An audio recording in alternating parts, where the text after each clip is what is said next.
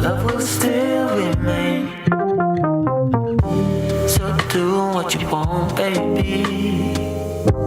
You and me in the sun. Know that I still be here when the day is done. So come a little bit closer, and I'll tell you what I feel inside. You know I'm gonna wait on you.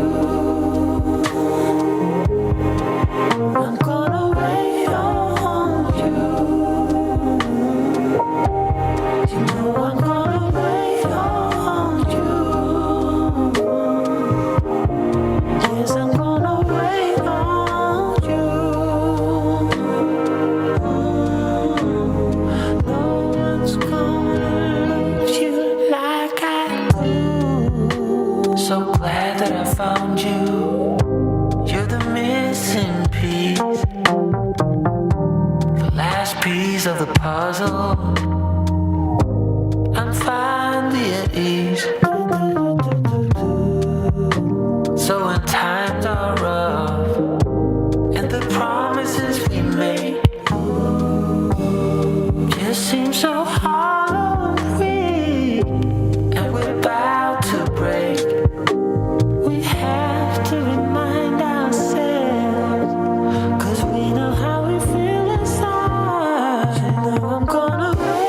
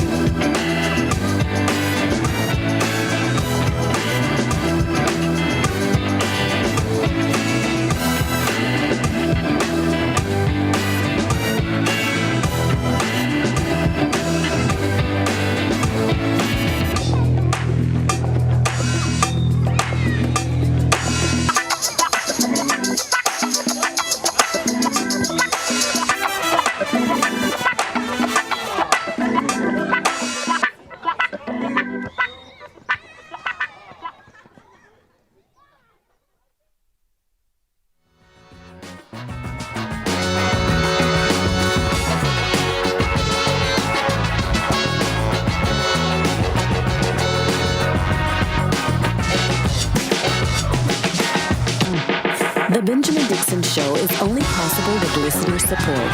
Go to www.patreon.com/The BPD Show.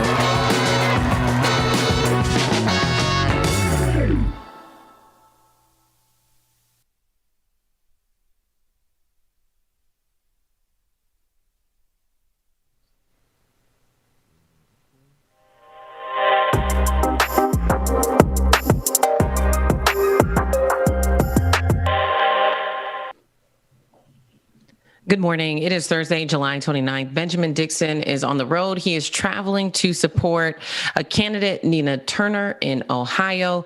And so myself, DJ Exclusive, Carl Mack, and Rebecca Azor will be sitting in for him today. And, you know, as he's traveling, one thing that he said he's going to be sure to do is continue to wear his mask, even though he's vaccinated. This is something that has caused a lot of controversy among lawmakers following the new CDC guidelines recommending that even if you're vaccinated, you should still be wearing your mask to stop the spread of COVID. And as we explore what this new normal looks like, I think a lot of us thought that we wouldn't have to wear our mask if we were vaccinated. But the problem is, despite the fact that some people have been vaccinated, it's not helping stop the spread. And so I want you guys to take a listen to lawyers. They were going back and forth about how they should with their own work or not. And from a lot of Republicans who are saying that they're not going to mask back on. Take a listen to Representative Roy. Here on the People's House, we got to go around and see, okay, we can't come to the floor. I can't execute my constitutional duty unless I wear a mask. Well, which is it? Vaccines or masks? Do the vaccines work or they don't work? Do the masks work so they don't work? I'd like to know which it is. I'd like Dr. Fauci to come down and answer a single question about natural immunity. If you've been infected with a virus, do you have immunity? Or are they just going to go around poking people saying you must take a vaccine? Oh, but sorry, the vaccine doesn't work. You must wear a mask. This institution is a sham, and we should adjourn and shut this place down. You know, and Brother Carl Mack, I'd love to get your thoughts on that. I mean, Roy felt very strongly there. He said that this institution is a sham and we should shut this place down. And it's these types of remarks that are continuously made by Republicans that reinforce this idea, this attack on democracy. You know, Sister Ford, I don't think so much it's an attack on democracy as much as I think it's just a power play, because they know that the Republicans themselves under -45 certainly mishandled this and turned this sandwich into a soup sandwich. And they know that all of what has happened now, this condition that we're in now, lies right at their feet. Now, when he talks about this is a sham, he has forgotten, obviously, why he was elected and his role as a public servant to represent the people. We are in a pandemic, a situation that has taken lives. And if the vaccines are part of it, just a solution doesn't necessarily have one cure-all. The vaccine is part of it. The masks are another part of it. Now, unless he's a scientist and he absolutely knows what one thing we can do to solve this situation, if he doesn't know that, then he needs to lean on what the CDC is informing us on, that, look, the vaccine is a part of it. But if you have the vaccine and you don't wear the mask, you can still catch COVID. Maybe it won't have as deadly effect on you, but you can still catch this virus. So the mere fact that under the Republican Party, they allowed this to get so out of control under -45. And now we're trying to play catch up, because now that this pandemic is out, we need to do anything and everything to try to control it. If it's vaccines, take the vaccines. If it's vaccines plus mask, vaccines plus mask. If it's vaccine and 2 masks, whatever it is that the best and brightest around the study of these viruses are telling us, I don't know what the issue is, because, again, when you look at the data of all the people who have died, Georgia, what percentage of those people were not vaccinated. That percentage is like 99.5% of the people who are not vaccinated have died as a result of this. Right. That's right. And you know, the reason why I say an attack on democracy is because of the fact that you have a representative here going to the finish line and trying to figure out what the solution is to this issue. He's ready to throw is attacking the integrity of the institution, calling it a sham. I want you guys to take a listen at Representative Tim. A different viewpoint on. Take a listen. Somebody represents the hotspots, and they get in a plane and they fly here and they interact with all of us. And then we leave here and we go home to our families. Some take care of their sick parents. Some take care of kids who may have an autoimmune disorder. And I just find it absolutely immature and appalling to somehow diminish it to try to score cheap political points. And that's exactly what we saw a few minutes ago. That is beneath a minority leader of one of the major political parties in the United States of America, saying we should take no caution that someone from a hotspot is working in this chamber and could potentially get someone infected that could go home to a sick parent or an immune-compromised kid. That is beneath us. That is beneath us. And it's certainly beneath leadership here in Washington, D.C. So I'm sorry I had to comment on that because it's very frustrating. We're dealing with a complicated pandemic, a new strain, and we're trying to figure everything out. And the attending physician says, since you're a group from all over the country, be a little bit cautious. And he gets mocked. This is the doctor we all go to. You're denigrating the attending physician? Has it gotten this bad here? We'll be the first one to go down there when we're sick, need an antibiotic.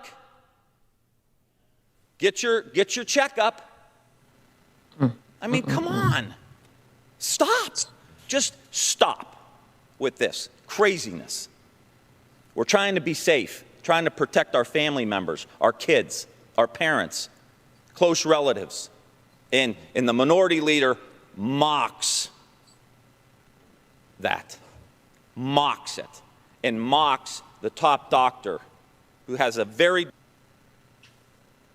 I mean, could you imagine being that doctor and trying to provide some guidance for a complex work situation? You are flying in representatives from all across this country to come and gather in one space. And here you're trying to give them specific guidelines and parameters that will help keep them safe. And in turn, your repayment is to be mocked. You know, I think it feels very elementary. It feels very immature. It feels very irresponsible.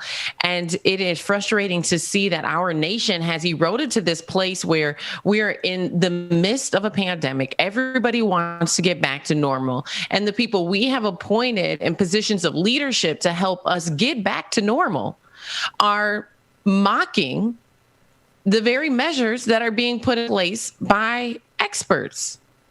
I got to tell you what, Georgia, I must be a little slow this morning because I see what you mean by an attack on democracy. If the very leadership is having this type of, as the speaker so eloquently stated, so accurately stated, this immature, irresponsible position, and they're the leaders of this democratic world, you are absolutely correct.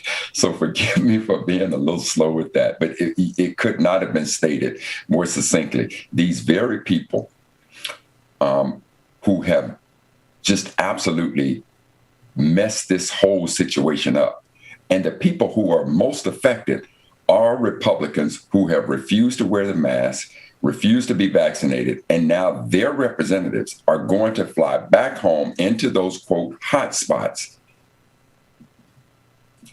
I'm speechless. The representative couldn't have stated it any better. You couldn't have stated it any better when you talk about this being an attack on democracy, because try to imagine that because of their resistance to experts, to the doctors, that now they all get infected and now bring that into the halls of Congress, and now everybody's affected.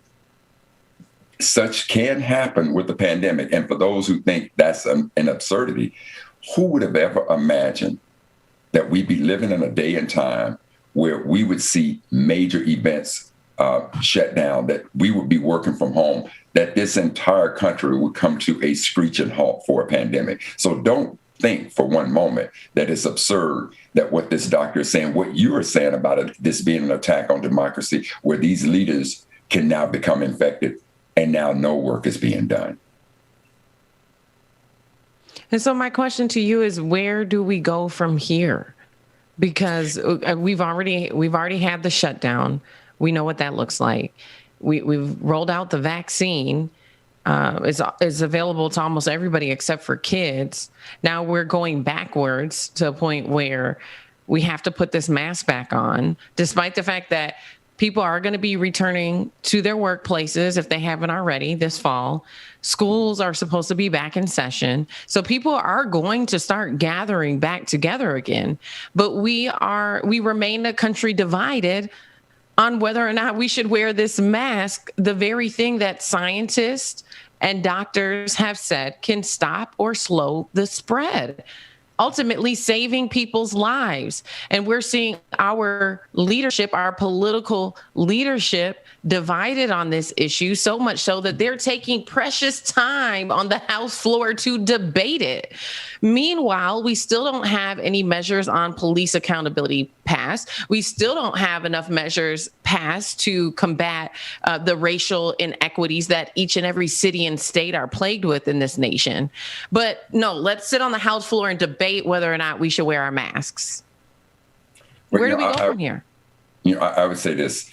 Well, let's take a look at certainly how we got here. We got here because at the very top of leadership of this country, it was absolutely mismanaged.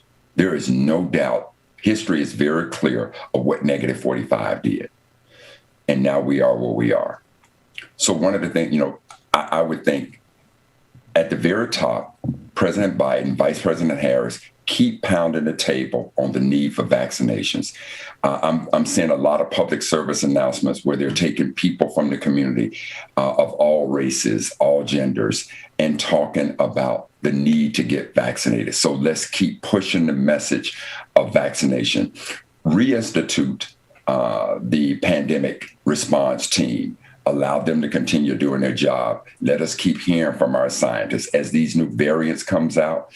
Let's keep reporting, because one of the things that is also evident is that there are people who said that they did not trust the vaccine, but when news of this new variant came out and they understood how much more easily it can spread, that convinced some people to get vaccinated. So let's keep informing the public with the truth. Let's keep reporting the numbers of where they're going up. Keep giving the data on where these hotspots in this country are. Let's keep reporting on the number of vaccinations, and then influencers. If we just simply turn to our community, as we're reporting this data, we clearly talked about the fact that we as Black folks were disproportionately being affected by this because of pre-existing conditions, medical care, and a host of other issues. And so within our community, it is clear that within our community, we still have people who do not trust taking any type of vaccine, in large portion because of historical issues like the Tuskegee experiment, and for some reason just do not trust. And so we need to use all of our influencers, you, myself, Ben, this show, celebrities. We need anybody and everybody who can influence and convince our people that this is what we need to take. And from that perspective, Georgia, I was real shocked with LeBron James's response to this situation. LeBron was asked, and first and foremost, I think we all have a great appreciation of that brother's athletic talent, but equally as important as to his social consciousness. And so none of us can stand, I think, in criticism of how LeBron James has used his platform. And so from that biblical saying, to whom much is given, much is required, Brother LeBron, I want to lean on you one other time, because the question, the statement came out, or it was reported, that LeBron has not revealed whether or not he has been vaccinated. Now, I would assume, and I know I'm taking a stretch here, so Brother LeBron, I say this with all respect. I'm going to assume that because you won't answer a simple question as to whether or not you've been vaccinated, probably implies that maybe you haven't. And in your platform, you have clearly shown an appreciation that Black Lives Matter. Well, brother, let me just say this to you.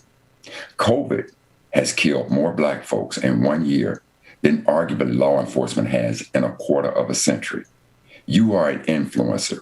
We're going to listen to you. So many of our people are going to listen to you. We respect you. And I just want to ask you just one more time, you obviously are a brilliant, caring, concerned brother. Just look at the data.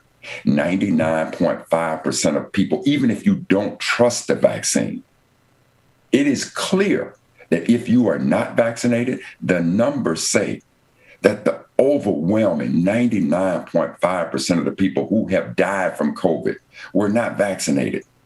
So my brother, please reconsider this, look at the data, and use your influence to keep encouraging. So Georgia, part of what we have to do is to rally anybody and everybody in our community to put their voice to the fact that we have to be vaccinated.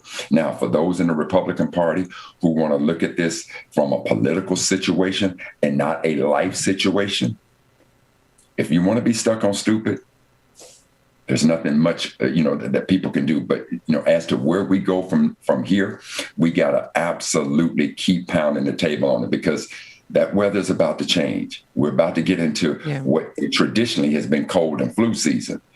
And as they say, if the cold and the flu can run rampant, try to imagine what this new evolving virus is going to do. And that's the other thing that we have to keep in mind. Scientists know what they know based on their research, but this virus is ever evolving. It is mutating, continuously to mutate, and they're studying it as best they can to get us as much information as they can. So if the first virus, COVID-19, you could protect yourself with the mask until we got the vaccine. We finally got the vaccine. Okay, if you've been vaccinated, now you can go without the mask. But then the virus mutated, probably in large portion, because so many of us were not vaccinated. So it began to mutate. So they had to change the rules and say, look, even though we've been vaccinated with this new strand of it, we're going to say, take the precaution and don your mask again. Now, if we refuse to do that and it begins to evolve again, one can only imagine how devastating it is. So if we want to get back to normal, if we want that, then we got to do something we've never done before. And none of us in our lifetime have ever dealt with an issue as serious as this. Absolutely. Absolutely. And one last thing before we move on. Representative Jared Huffman actually got into a shouting match with Representative Byron Donalds over this. And so, it's even beyond what we're seeing on the House floor. Politicians are going neck to neck on this. And, I believe we have some tweets, if we can pull those up. The fact that these politicians are using their platforms, right, in a way like how you just called out LeBron James to be able to use his own. These politicians have a platform which represents largely cities, multiple cities in each state. When you're representing a district in the way that they do, you are the liaison for your constituents. And so we're seeing them toe to toe, neck to neck with each other. And maybe we don't have those tweets, that's fine. But the fact that these politicians can't get on the same page, how could we expect our athletes and our social influencers when they set the tone, right? And that this issue was allowed to be polarized. from a political standpoint, from the top down, as you said. You're so right in that analysis. From the top down, this pandemic has been mishandled from the very beginning, and that's what we're continuing to see here. And the longer that we allow this to linger on, the longer that we allow this to be a part of the way we talk about the pandemic, the longer we're going to be in it, the longer it's going to take to get back to normal. And so it's just unfortunate. I want to pivot because I want you guys to see why this is so important. In Arkansas, what they're seeing in Arkansas is an uptick in the number of cases in children. And they're saying that just on Wednesday alone, they had 24 pediatric patients who arrived to the hospital, 7 of them on ventilators. And 12 of those patients actually were eligible for the vaccine, meaning that they were under 18, but they were over 12. And so now that our children are preparing to go back to school, how is this going to impact you? Well, if you're a parent and you're sending your kid back to school, this is definitely something that you need to be paying attention to. I want you guys to take a listen to a doctor from one of those counties as he takes us inside the hospital to allow us to see exactly what he's seeing on the ground. I've seen a dramatic rise in 20-year-olds and 30-year-olds, unvaccinated patients who are not coming in through the ER requiring oxygen in small amounts and being hospitalized for a day or two, but younger, healthier patients with no comorbid conditions ending up on ventilators, BiPAP, high-flow oxygen, and extremely sick, sicker than at any time during this pandemic. I have had to call multiple fathers and mothers of preschoolers in their 20s and 30s and tell them that their spouse may very well not survive this hospitalization. I cannot explain in words the fatigue that your local healthcare providers have right now. We will be here and will continue to until this pandemic is over. But we really need your help to help us. For every day and week and month we go by with this low of a vaccination rate, we are encouraging new variants. The treatment is not coming in the COVID unit and getting a certain medicine. The cure for this virus, the way we get through this pandemic, is to be vaccinated. And so there in Arkansas, they only have a 41% vaccination rate, so less than half. I think in Minnesota, where I am, we are close to 70, so that's better. But when you start adding traveling to the mix, you start adding children going back to school, we have the potential to be back in the same exact situation that we were last year. You know, and Georgia, let me say this. You know, you talked about the messaging from our representatives. And what we have to remember is that they represent us, yes, but they don't think for us. And we have to remember what's in our best interest when we see the foolery that is coming out of them. Now, again, if we go back and we take a look at this virus and when it first came out, the first things that came out is what is it that scientists first recognized? They first recognized that this had a far more devastating impact on elderly. And so when they talked about the fact that it did not appear to immediately affect young people, what did we see, Georgia? Remember spring break in Florida? We saw these young folks out there, no mask, no nothing, gathering in hordes as if everything was normal. And then we had to come back and say, look, you may be asymptomatic, meaning that you could be a carrier. So you have to take precautions as well. But for the longest time, young people felt immune to this. So they behaved in such a manner. And now the science is coming back with this new variant as we're talking about how this virus is also predicated on self-preservation. It is trying to survive. So it is constantly evolving.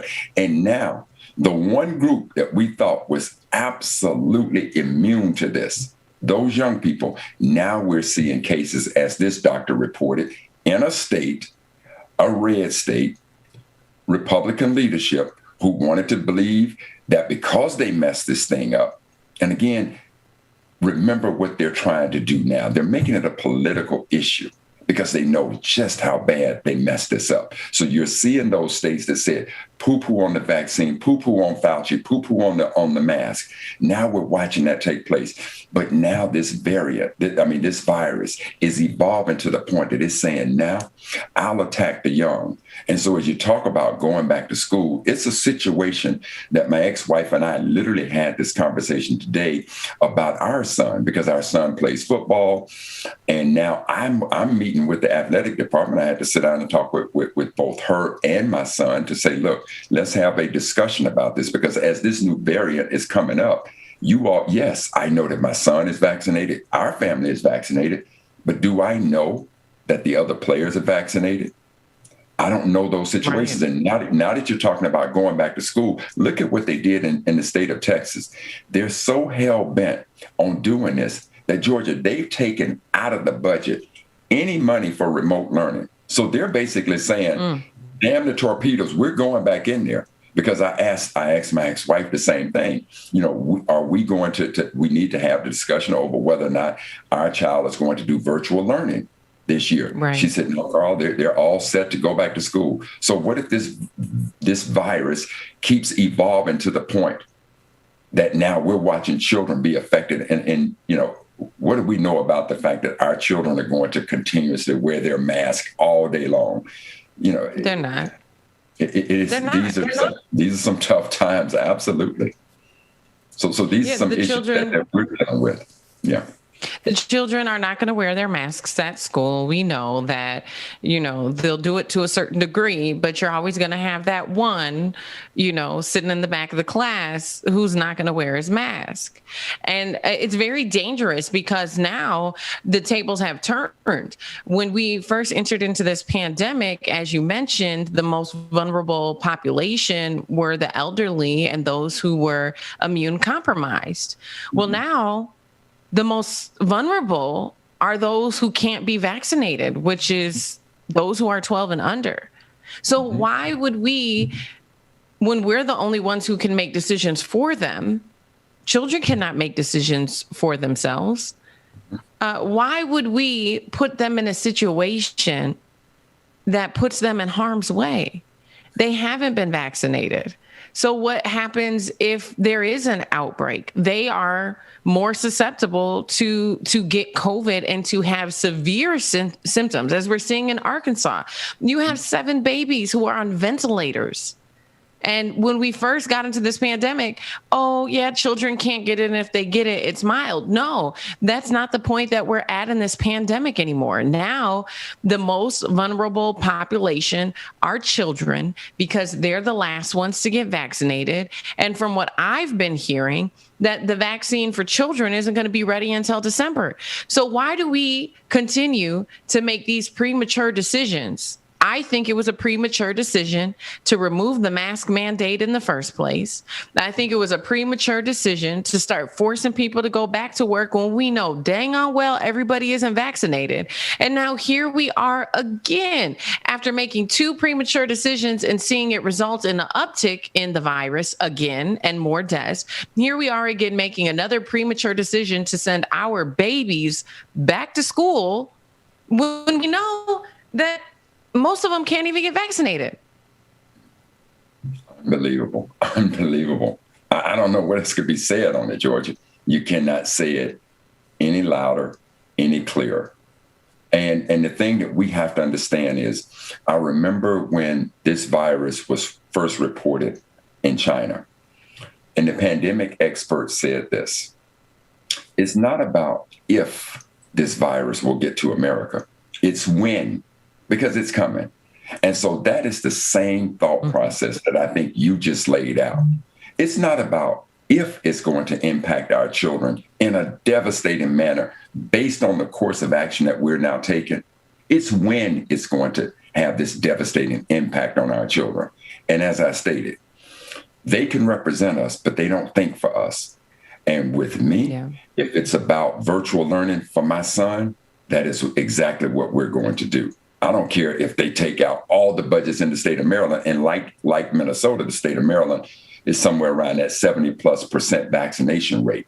But nonetheless, for those few who don't have it, because that's the most dangerous aspect of this pandemic, it doesn't take but one carrier. It all starts with one carrier. And then this new variant is said to be able to spread so much quicker, so much faster than its twin brother, COVID-19. So we must continue to think. We must continue to be diligent. Absolutely. And for those of you just joining us, Ben Dixon is on the road today. So myself, Brother Mac, DJ Exclusive, and Rebecca Azor will be sitting in for him. As he's traveling, he is wearing his mask, even though he's vaccinated. And so he'll be back tomorrow, but we'll be holding it down for the rest of the day. Right now, what we're going to do is we're going to take a short break. And when we come back, we have a few other things that we want to talk about, including a woman who was simply studying in the park when she started getting harassed by police. That's coming up next. But right now, music by DJ Exclusive.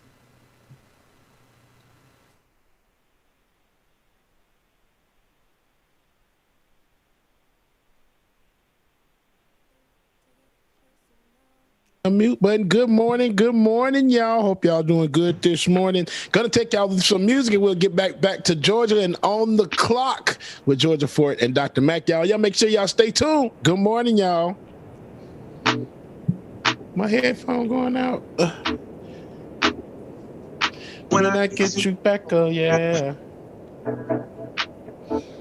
Good morning, everyone. Good morning. I get you back.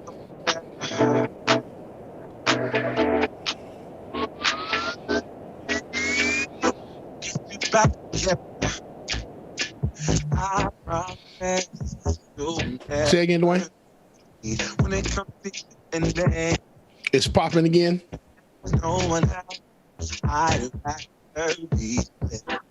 Okay.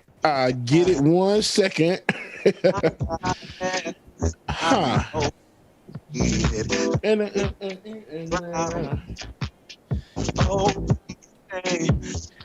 I know what it is.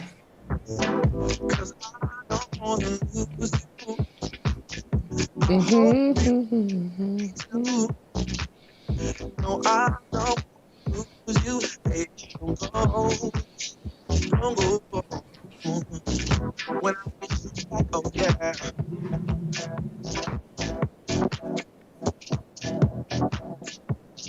When I get you back, yeah.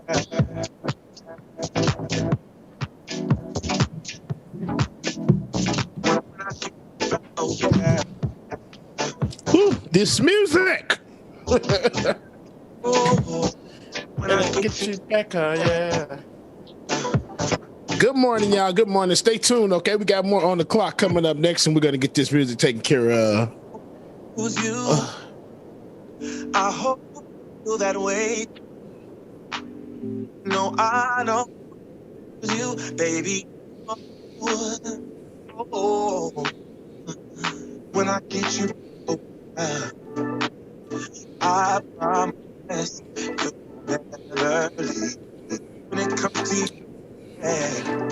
All right, y'all. Welcome back to the screen. Oh my gosh, I'm having all kind of issues this morning. Welcome back to the screen, Georgia Fort and Dr. Mac. Y'all. Good morning, y'all. Good morning. You know, Ben Dixon is out. He's traveling to Ohio to support Nina Turner. So myself, Dr. Mac, Rebecca Azor, DJ Exclusive will be here for you this morning. Want to give a huge thank you to Laura for making a contribution to the show this morning. She wanted to say to myself and Dr. Mac, who have been discussing COVID this morning, that her children are autistic students who will not wear masks, and people don't realize how sensory issues are huge with autistic children. And so I think, you know, again, bringing up another tremendous point there about just how dangerous it is to be sending our children back to school this fall. Moving on, we wanted to talk about a few things. We do have some footage that just surfaced of a woman sitting in a park studying when she got harassed by officers in Las Vegas. Before we get to that, Brother Mac, I know you followed the shootings that happened in Atlanta, the Asian spa killings. Well, we just saw the individual charged with those crimes. He pled guilty. He's now facing a life sentence and potentially the death penalty as well. He is charged for killing 4 people, Robert Aaron Long, 22, but we have yet to find out whether or not he'll get the death penalty. This was something that happened in the midst of the uprising last year, and in some ways even polarized the community when you started seeing those rallying around Asian hate crime bills and how quickly we saw that legislation enacted. Meanwhile, you have the bill like the George Floyd Policing Act, which still hasn't been passed. But nonetheless, just very unfortunate. And when you look at Aaron and you see this white man who has assaulted, attacked, killed, taken the life of these innocent and primarily it was women, Asian women, right? But you contrast that, right, with the depiction of usually it's black men, right? But it's white men that are causing the most violence in our nation. This story, it brings up so much for me. I know I've already thrown a lot out there, but Dr. Mack, what does it bring up for you? You know, I don't know that I could add very much more, Georgia, than what you've added. You know, we're going to watch due process play out, and in the end, we're going to see how he's charged, how the court system looks at it, and we must simply look at whether or not this will be another indictment similar to what we're seeing in January 6th, where they're trying to change the narrative and say that, you know, this was, you know, in the case of one representative, you could look at it as though they were tourists. We're just going to see how America's judicial system plays out when they now have a situation where the evidence is overwhelming that the atrocity that this individual committed is worthy of the most severe punishment. And we're just simply going to see how that plays out. Absolutely. Well, turning now to the footage that we've been talking about this morning, I want you guys to take a look. We're hearing that in Las Vegas, there was a black woman who was simply studying in the park, just studying. She's a college student, getting ready for an upcoming exam and wanted to do it outside. You know, the weather is nice, and especially in Las Vegas, you don't get that many days where it's cool enough to just go hang outside. If you've been to Vegas, you know it gets extremely hot. And so she was outdoors. She was trying to enjoy the weather, prepare for her, simply just minding her business, when some officers had another agenda. Take a look at this footage, and Dr. Mack will talk about it. There's actually 2 clips, so we'll talk about it a little bit, and then I'll let you guys see how it ends.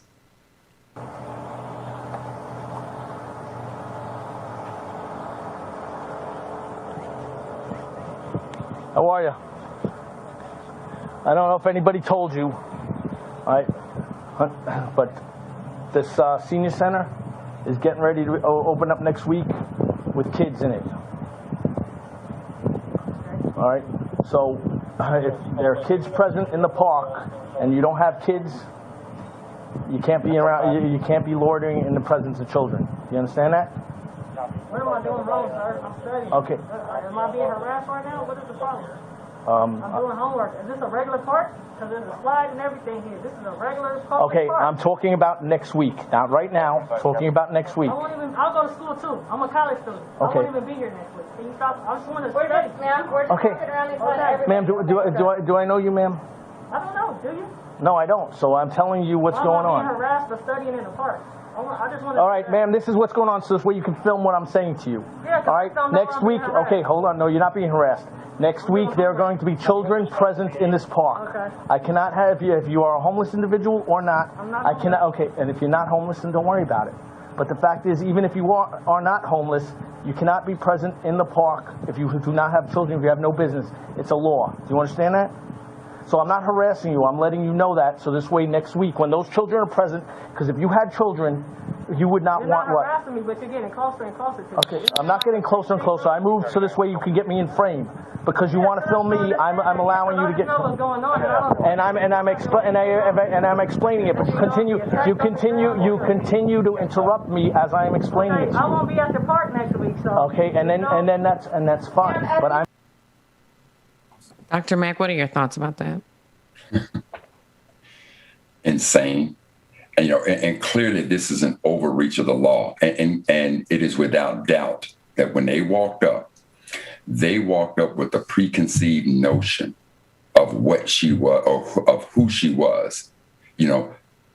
Homeless. You have no business being here. But she stated it very accurately. This is a public park. Now, in Las Vegas, probably in many cities, they have laws regarding public parks. And so in the case of Las Vegas, I think the law is 12.16.020.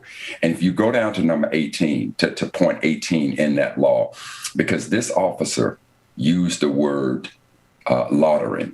Well, what does loitering mean? Loitering means to stand around with no purpose, without purpose. Clearly in this tape, clearly through her description, she had a purpose. Her purpose was to study in the park. So when he's talking about whether or not you have children, being in the park, having children is not a prerequisite for you to be able to be in that park. Now, if she has a purpose, because again, when you look at the definition of loitering, if you have no purpose to be there and children are around, I clearly understand the intent that the law is trying to make sure that you don't have pedophiles and people around who can cause harm to children.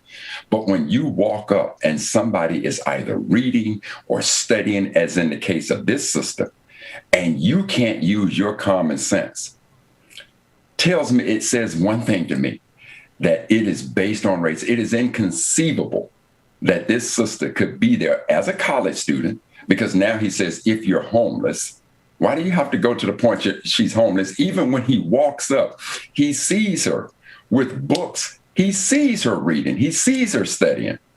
Right. And you got to come out with the word homeless and then say to her that even if you're not homeless. So the only way that I could see this is that this level of conversation was based on his racist views of looking at her as if you certainly ain't got no business being in this park, quote unquote, studying. But the moment that he walked up and saw that she wasn't loitering, there are no children around. And even if he's trying to say, well, we're talking about next week. Okay, even if it's next week and there are children there, if I'm in a public park and I choose to be in this park for peace of mind to study, there is nothing in Las Vegas laws that says that you cannot be in a public park with children around because you don't have children, even if you're homeless and you're studying. It just makes no sense. But again, racism doesn't make sense. And clearly, this is one of those situations when you want to understand from a Black perspective why we talk about white privilege. This is a classic example of it as well, of the preconceived notions that these officers had about this Black woman, and the idea that she could be studying was certainly one that was beyond their comprehension. And the thing that bothers me is the fact that here is an opportunity for this officer to de-escalate the situation. And instead, he continues to press. He continues to repeat himself, to say the same thing, even after he's gotten the information of what she's truly there doing, right? We all have bias. So, okay, he came in there, he had a preconceived notion. And I agree with you wholeheartedly. I definitely think he walked into that park, he looked at that woman, and he made some assumptions that were incorrect. They were wrong. They were inaccurate. She's not a homeless woman. Maybe she has 5 kids. Maybe she needed to come to the park for a quiet place to just be able to study for her upcoming test. Maybe, and just even the act of being an adult and going back to college says a lot about your character and where you are in your life in terms of wanting something better, right, for yourself. And so he came in not seeing her and seeing any of that, despite the fact that you can clearly see a book in her hand. Yes. And so you come into the situation assuming that she is homeless, assuming that she's there loitering, up to no good, has nowhere else to go. You probably assume that she was on drugs or uses drugs or trying to hustle other people who are in the park. And so as he continued, I understand what he was trying to communicate to people. That's all fine and dandy. But when you're engaged in a conversation with someone and they share to you their truth and what their situation is, at no point did you see him change his tone or his regard for her. So the way that you approach somebody who is homeless, who's there loitering, who is, maybe a potential harm for children who will be there next week is the same regard that you treat to a resident who's in the area using the park in a respectful manner. To me, it doesn't make sense. To me, it is an abuse again of our public safety system. And it shows that these officers still do not have the training, even in situations that are not, like she's not being violent. She doesn't have a weapon. She's not lunging at him. There's nothing that would make him feel like he is going to be violently attacked. But just even in a verbal exchange, these officers haven't been equipped with de-escalation tactics. And the reason why I say that and I point that out. Oh, go ahead. No, and the other aspect of it is, we all know those 2 words or 3 words that we see: to protect and serve. So clearly he was walking up with the intent to protect children if they're present in the park to notify. But now let's focus on the service part of it. So to your point about de-escalation, see, this is where, in my mind, I could take this to a position of white superiority, because he could not humble himself to even realize that when he walked up there with his biases and saw that this sister, no, I got to continue on. And that's what he said. No, listen to me. No, all he needed to do was just walk up and see that this is not a person who is loitering. But no, he now wants to hope that she doesn't understand the law. Maybe none of us understand the law. And he can flex that superiority complex upon this woman, even though his eyes are telling him he now has a chance to survey the situation and come to a conclusion as to whether or not this particular individual, in this case, a Black woman, is a threat to anybody about anything. And even when he can see that, his superiority complex says, no, I have to be right, and I don't like her here.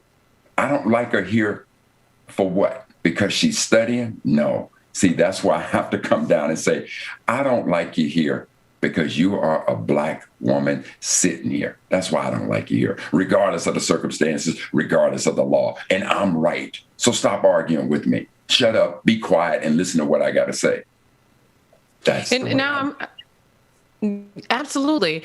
So we're going to take a look at the second clip here so you guys can see how this ends. But let's just be clear. If that was Karen studying in the park, it would never happen. No. That officer would have shown her respect. Yes. He probably still would have communicated his message, but he wouldn't have been aggressive. He wouldn't have been walking up on her like that. And you can clearly see that she said, you're like, why, if you're just here to tell me that I can't be here next week for whatever reason, even I still think that reason is in question, to your point, because I don't think it violates the law for her to be there while children are there if she has a reason to be there, right? But for him to continuously get closer and get closer and get closer, when you know what the state of this nation is in terms of policing and communities of color, there's absolutely no reason for him to be in her face like that and for him to continue to press her. And if that was a white woman, it would have never happened. He would have seen that she was studying, that she was reading her books, that she's in college, as she communicated, and he would have left her alone. But that's not the case for this sister. I want you guys to look at how the situation ends, because he had a lot more to say to her. Take a look. We're being rude initially. And you still talking to me? Well, because you are the rude one, ma'am. No, I'm just doing my study. I'm doing my work. Do you have any questions regarding our stop today? Have a good day. You too. And I'm glad you now are less ignorant than you were before, because now you know the law. No, I'm not. No, I'm not. Because no, I'm not. And you can continue to play this game. The cops do in the United States. You want to hold me down so I can't breathe and just. No, that's an ignorant statement right there. That is totally ignorant, because that has not even been the contact we have. But no, you continue to talk to me. So I'm a free human being also, ma'am, and you continue to harass me. You are. You are right now. Look at. I'm walking away, and you're continuing to run your mouth. You are continuing to run your mouth. 5115. He called her ignorant. That's right. And George, he also accused her. Yeah, he also said, you don't know the law. Now, Georgia, let us just stop for a minute, because he's put in a situation of loitering. Based on what I understand loitering to be, to stand around or wait with no purpose. Now, if that is what loitering is, then who's ignorant about the law? Who is it that does not know the law? So that's why I have to go back to him flexing this white superiority complex, this power structure that I am the law. I'm above the law. I define the law.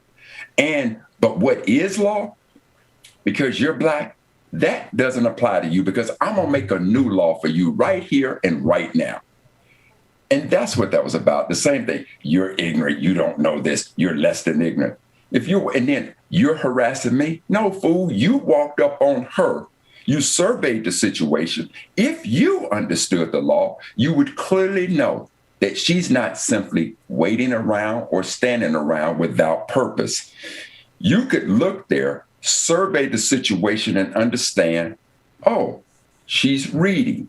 You don't even have to think that she's studying, but she clearly has information out there. This is, okay, let me deduce that she's reading. So loitering is not an issue. This is her purpose for being here.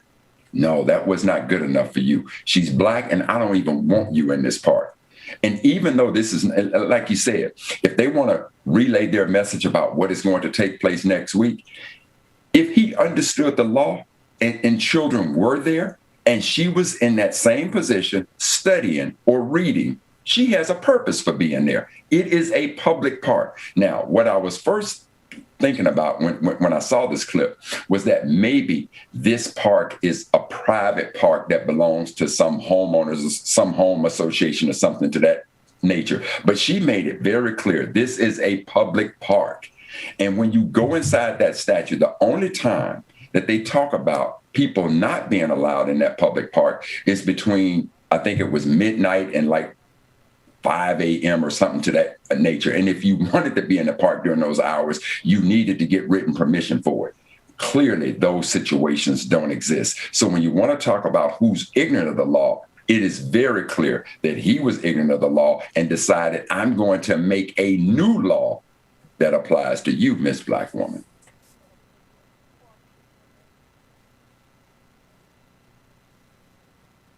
Clear, violent abuse is not always physical. I heard was him verbally assault. Feel like that's an abuse of his power.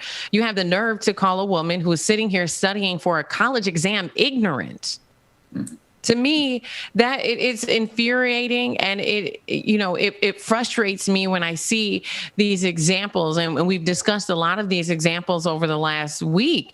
These examples where no, it's not police killing anybody, but it is the police using their badge to intimidate people, to talk down on people, to make them feel like they're inferior. And that's not what their position is designed for. That's not what it's designed to do.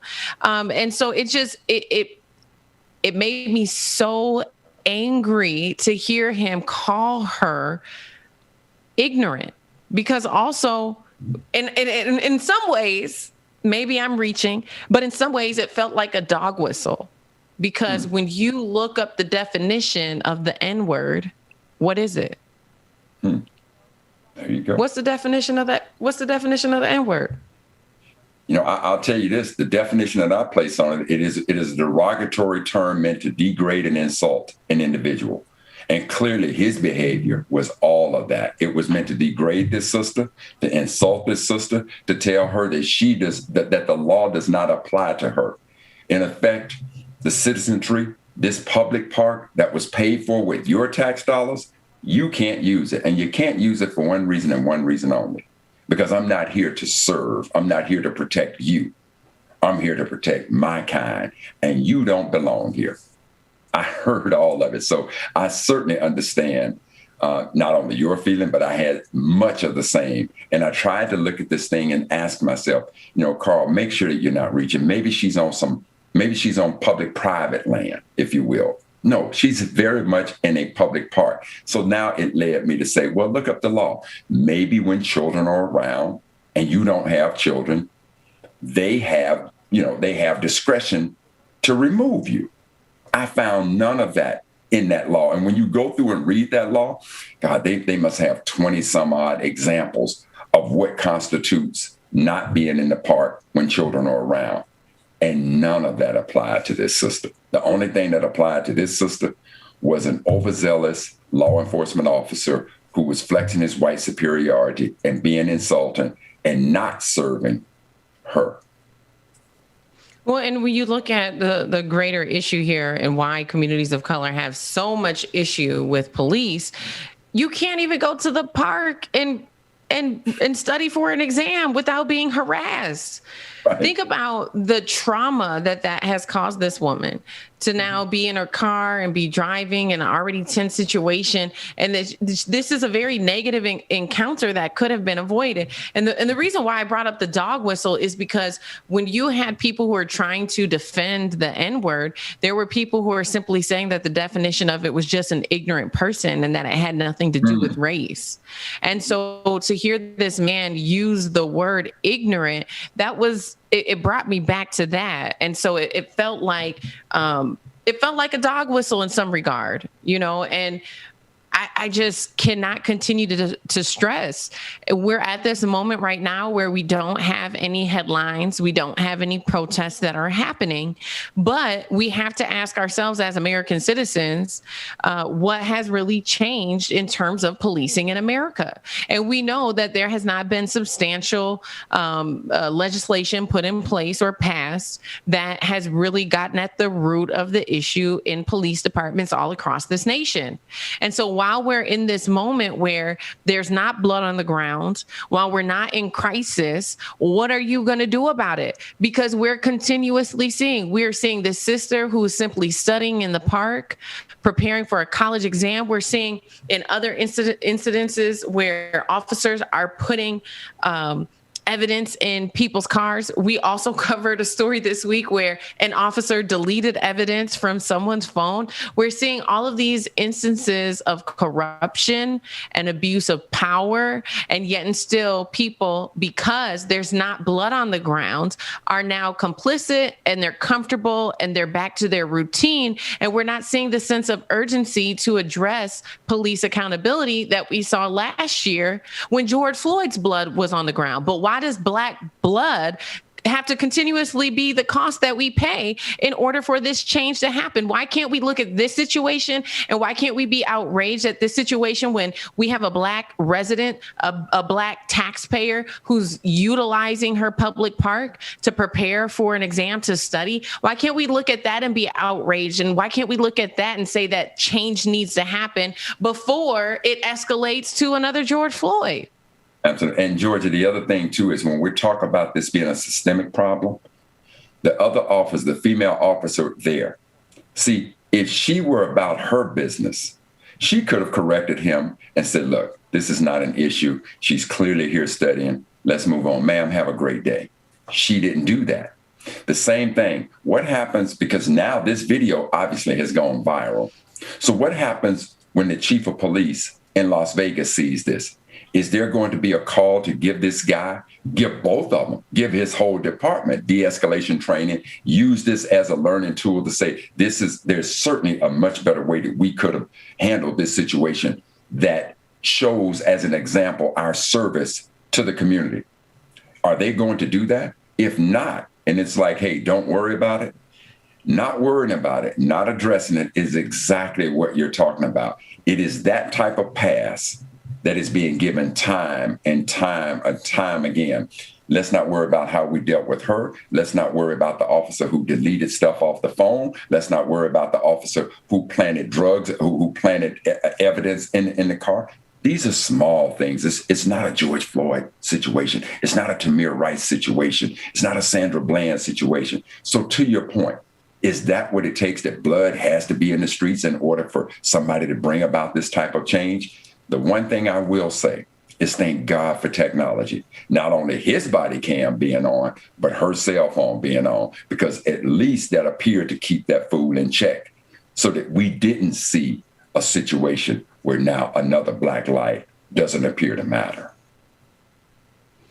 Absolutely. Well, thank you all for joining us this morning. If you're just tuning in, Ben Dixon is on the road. He is traveling to go to a Nina Turner rally in Ohio. So we are filling in for him this morning. Coming up next is DJ Exclusive, and we will see you tomorrow. Thanks for joining us.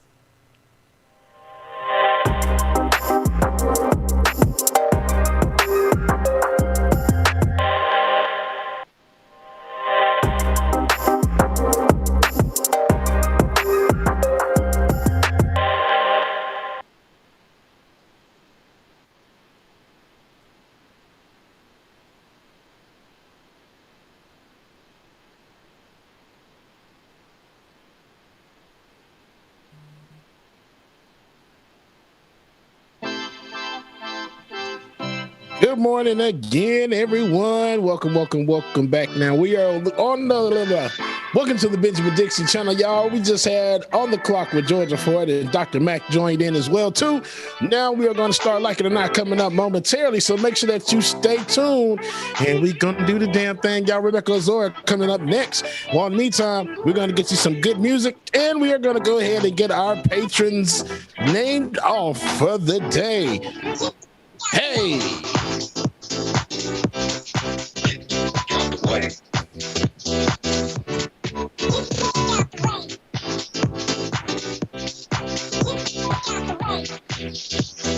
This the jam right here, y'all know it, ain't it? All right, our new patron members. We have Stephanie P, Robert S, Sergia, Carly W. Shout out to our new patrons, y'all. We appreciate y'all. Our new Twitch subscribers, we have JN Lee 1981, who gifted us a subscription to Cluminati _017. Vardas, let's see. Vardas Giallo gifted a community subscription. All right, awesome, Vardas. Thank you so much. Fastest Killer cheered 200 bits. Siscat cheered 100 bits. And Anonymous Gifter. Okay, Anonymous Gifter. Okay. Gifted a 3-month subscription to Lawsuit. Again, thank y'all so much, man. We greatly appreciate y'all. Make sure that y'all stay tuned. And we'll do the damn thing, y'all. Like It or Not starting up next. And we're going to get y'all some good music while we are waiting. So stay tuned, y'all.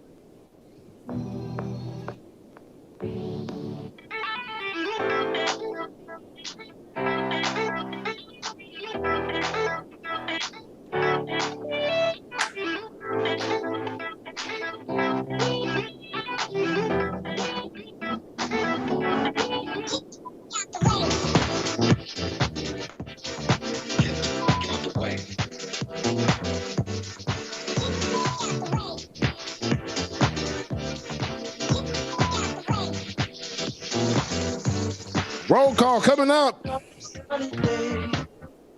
In sunny California. It's where the people in the play. Don't let them trend.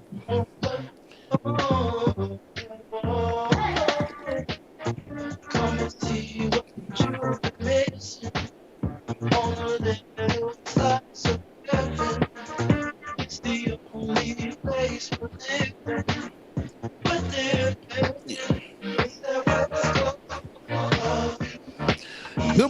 morning, y'all. Good morning again. Shout out to everybody in the chat rooms, Twitch, Twitter, Facebook, YouTube, wherever you are streaming from. Good morning to you. Laura, good morning. It's Laura. Mama Gwen, who just tried to call me while I was playing music. Good morning, Mama. Love you. Jonathan Guerrero, good morning. Roadrunner. Shout out Roadrunner, who is the rapper in the chat room. Shout out Roadrunner. Esther, good morning. Afraid Not. Goku. Alicia, Tiger. Tyler, good morning, y'all. Van Nip, thank you. Good morning, DJ Dude. You light up the morning as usual. Van Nip, thank you so much for that. Julie Van Ostel, good morning. On and on it goes, aka Shade Dragon, good morning. Jago Daru, good morning. Chuck Diesel, brother Chuck Diesel, good morning, brother. Good morning. The Truth Dragon, good morning. Nat A, hope I didn't miss you, but good morning, sister. Six Dragon Daddy, what's going on, brother Shay? Good morning. Patricia Palumbo, good morning. Barbara, Miss Nuru, Fair Not Pig, Bernie Hart, Dragons, Truth the Dragon, the Truth Dragon, Smart S, all the dragons in the building. Woo! Good morning, y'all. Now I need some coffee. Good morning, everybody. Good morning.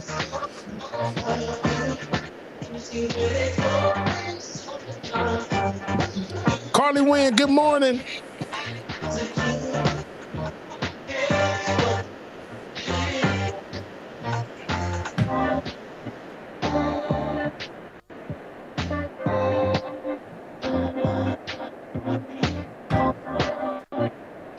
Lakia, good morning to you, Lakia. Lisa Noel, good morning.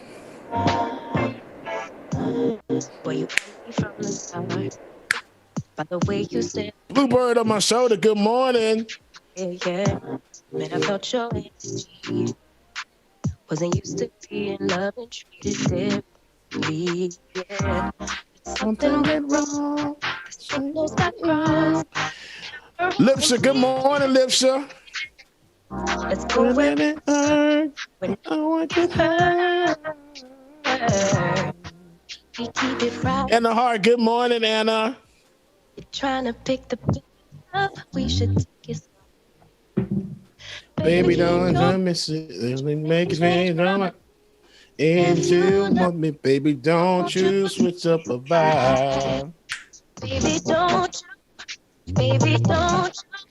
That's what it sounds like, Goku. But you know, when you're going through multiple channels, that's what happens. Baby, don't you? Baby, don't you switch up. Shay, I appreciate you. When it warms up, the bat signal goes off and the Joker appears. Yeah, I love it. Joker is my thing right now. That's my spirit animal. That says a lot, doesn't it? Something went wrong. Lily, good morning, Lily. Where we were. Savage Sweetheart, good morning. Trying to pick the face up. We should take it slow. Baby, change my mind. If you love me, baby, don't you switch up the vibe. Baby, don't you? Baby, don't you? Baby, don't you switch up the vibe. Y'all watch what I do right quick. Don't you? Baby, don't you? Baby, don't you switch up the vibe. If you love me just like you say you do, I got it.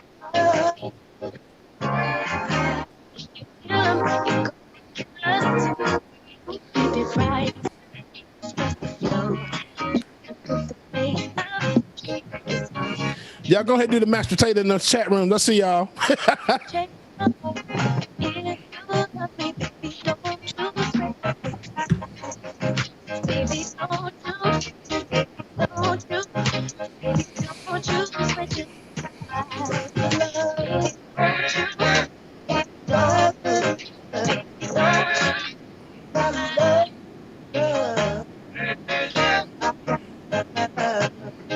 Yeah.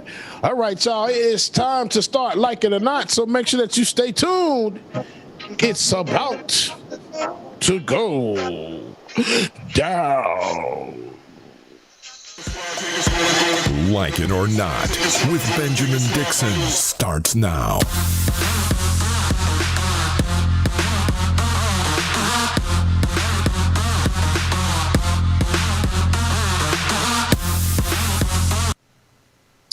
Good morning, good morning, good morning. Ooh, look at that queen. Slow that thing, queen. Slow that thing. I had to get her right. You see, yesterday she wasn't in rhythm. Today she got a little beat to her. She got a little something. Right. So, but good morning. How are you guys this morning? Doing good, Rebecca. How about yourself? Now that we're graced with you, queen, we are all cool in the game.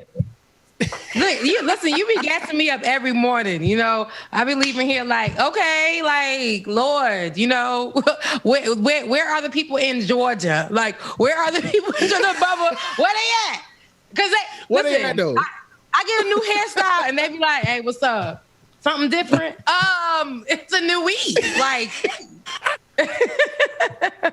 but no, it is Thursday, and lately, you guys, I've been playing thermostat wars with the AC joint because I don't know how to balance in my home because it's like 1,000 degrees outside at 6 a.m. and then it's like 900 degrees outside around 10 p.m.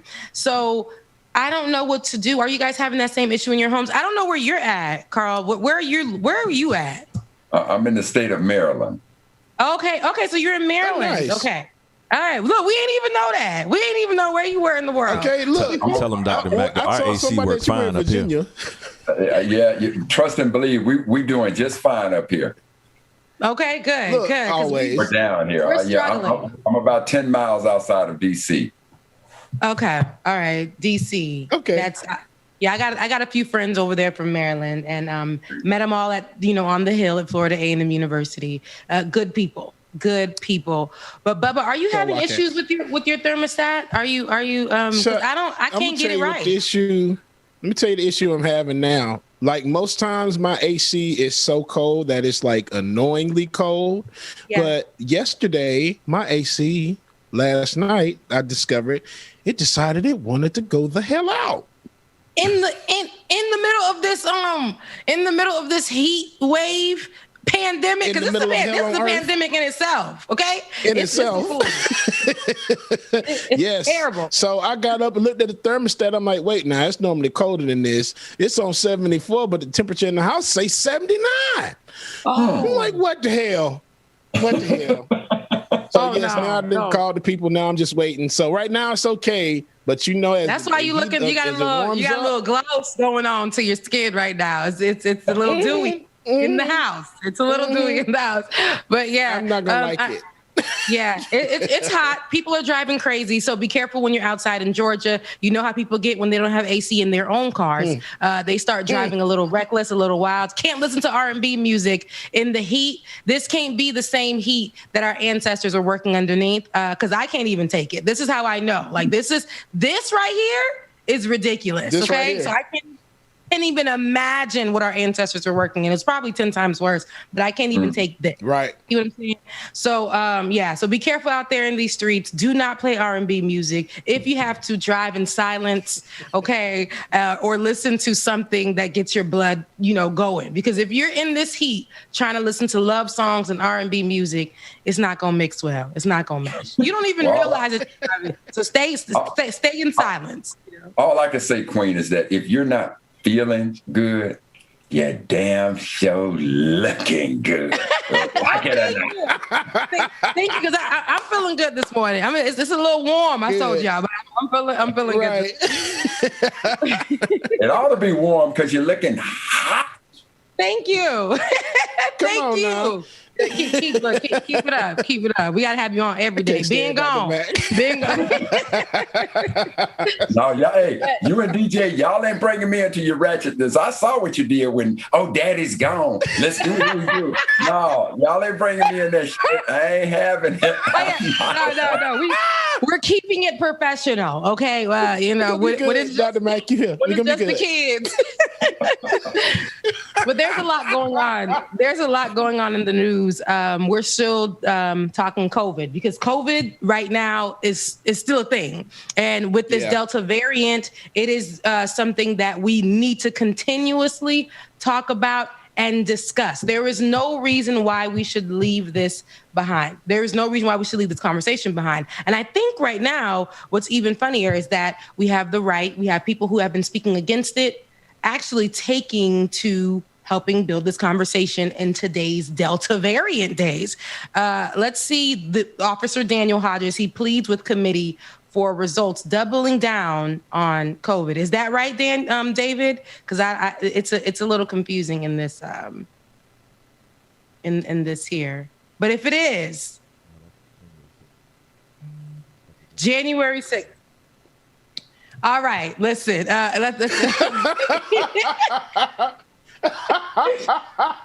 It's a little confusing for me in here. So listen, January 6th, that's another story. We have COVID stories and we have the January 6th stories. January 6th is also an important story because that's still going on, even though they want that to go away as well. And the officers, now here it is, the officers that were involved. This is a story that we're going to start this morning with. The officers that were involved who were protecting the people from the terrorists that were at the Capitol, jumping folks. One person even died. People losing their lives, cops literally being abused by people who said they wanted to protect America. These people came and spoke about it, okay? And they're pleading for people to get results for what happened to them. And they actually told the real true story. Let's take a listen to what the officer said. As patrol officers, we can only deal with the crimes that happen on the streets. You guys are the only ones we've got to deal with crimes that occur above us. I need you guys to address if anyone in power had a role in this, if anyone in power coordinated or aided or abetted or tried to downplay, tried to prevent the investigation of this terrorist attack, because we can't do it. We're not allowed to. The majority of Americans are really looking forward to that as well. Okay, so I watched a few of the clips. I don't know if we have the other clip, David, of the Black officer and his account. I know that we spoke about the incident, right after. And it was that particular officer that a few days later that spoke with, I believe it was Good Morning America, and saying his account of the whole situation. He was like, listen, you guys are saying it was like this, but I was right in the midst of it. And these people were ready to kill. These people were ready to attack. And they looked at me and as if I was nothing, pushed me to the side. And I was trying to barricade these doors. I was trying to protect. I was trying to keep everything together. So anyways, just hearing these people plead, these police officers speak from this particular side. Now, I'm not somebody who is pro, officers or anything like that, but I'm also about the one, I'm also going to respect the ones who do their job, right? I'm also going to make sure that we give credit where credit is due. Police officers who are really put in place to protect and serve. I'm talking about risking their lives by people who were crashing the Capitol, the same ones who were rocking the thin blue line, who are saying, blue lives matter every single day, right? But in that particular moment, they literally looked these blue lives in the eyes and was like, get the hell out of my way, or you can get it too. So in this particular instance, hearing what went down from the view of the officers who were there is very special, I think. And I think it helps us look more at how hypocritical Americans and America is. The people who support, say they want to ride for America. It's the people who say they want to push through and see a better America. It definitely shows us how, to me, how hypocritical America is. do you guys have anything to add to that? Did you watch? Well, Rebecca, one of the things that you brought up yesterday, which I thought was so important, and I had no idea about it, so I went and looked into it a little bit more. When we were talking about that fool, Charlie Kirk, when he's talking about Sister Simone, quote, losing, as though, losing is, I just can't believe it. And then when you said that his organization sponsored 80 buses to take those folks down there, why? Because, as we look at these issues around January 6th, it was clear, based on what Negative 45 said and all of his surrogates said, they felt like the election was stolen. They could not accept, quote, losing. And so because they couldn't accept it, they went down there and had a terrorist attack against democracy. So for this fool, if ever the word hypocrisy, he wants to wear the American flag on his hat. He wants to talk about the spirit of American competition. Fool, you lost an election, and let's not get it twisted. He had that tweet up there announcing that they're in such support of taking back America that they sponsored 80 buses. Let's not forget that. And so what is amazing to me is that this fool was behind the scenes. As they say, when you want to know about the crime, follow the money. Well, when you follow the money, you find that his money was a part of putting those terrorists down there on January 6th, putting those folks in harm's way. And ultimately, 5 people died as a result. Charlie, that blood's on your hands, player. Yeah. That blood is on your hands. So before you start worrying about Simone and any other sister in our community, you need to deal with the blood that is placed on your hands. Yeah. Yeah. And both 2 other officers, the officers that I was discussing that was on the interview, I believe, on Good Morning America in the beginning, back in January, his name is Henry Dunn. And he's next in the next clips that we're going to see, discussing their hopes on what they want to happen as far as the results of getting justice and getting more of their account of what actually happened on January 6th. Let's take a look. The indifference shown to my colleagues is disgraceful.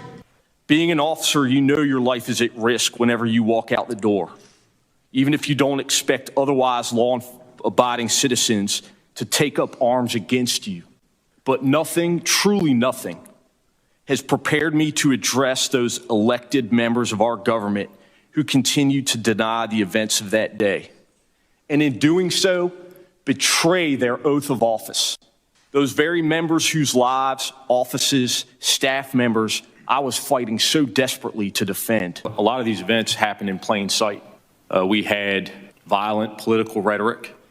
We had the organization of a rally. The title was Stop the Steal.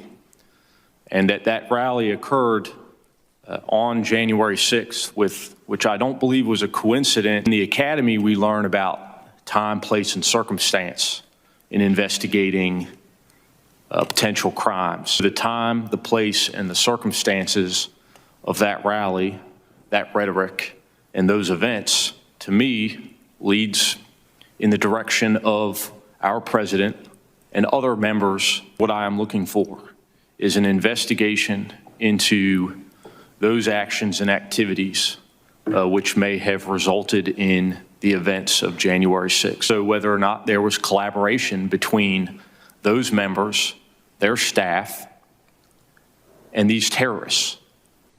So what I ask from you all is to get to the bottom of what happened. I use an analogy to describe what I want as a hitman. If a hitman is hired and he kills somebody, the hitman goes to jail. But not only does the hitman go to jail, but the person who hired them does. There was an attack carried out on January 6th, and a hitman sent them. I want you to get to the bottom of that. So that's okay. So that's Henry Dunn. And then the first officer was Michael Fanone. Both of their comments to me were super powerful, and they were super necessary because, although Henry Dunn's clip was pretty short, I think what he said, and which he said more, but I think what he said in that particular moment, saying, listen, they hired the person who did it, and they hired the hitman, the person who hired the hitman. So the person associated with it, anybody who was an accomplice, everybody should be held accountable. And there should be some kind of reprimand for these people.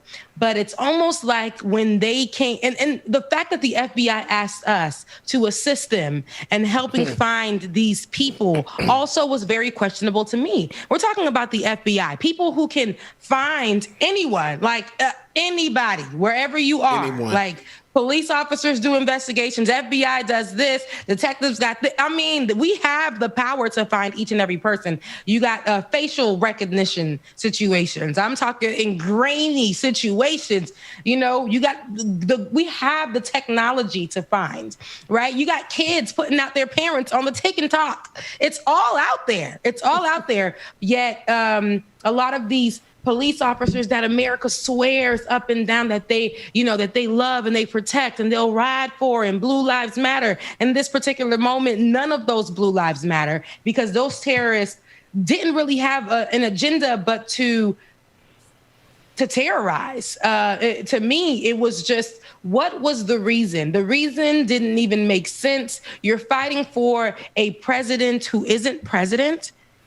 This man did not do what all you guys lost a life. Lost a life.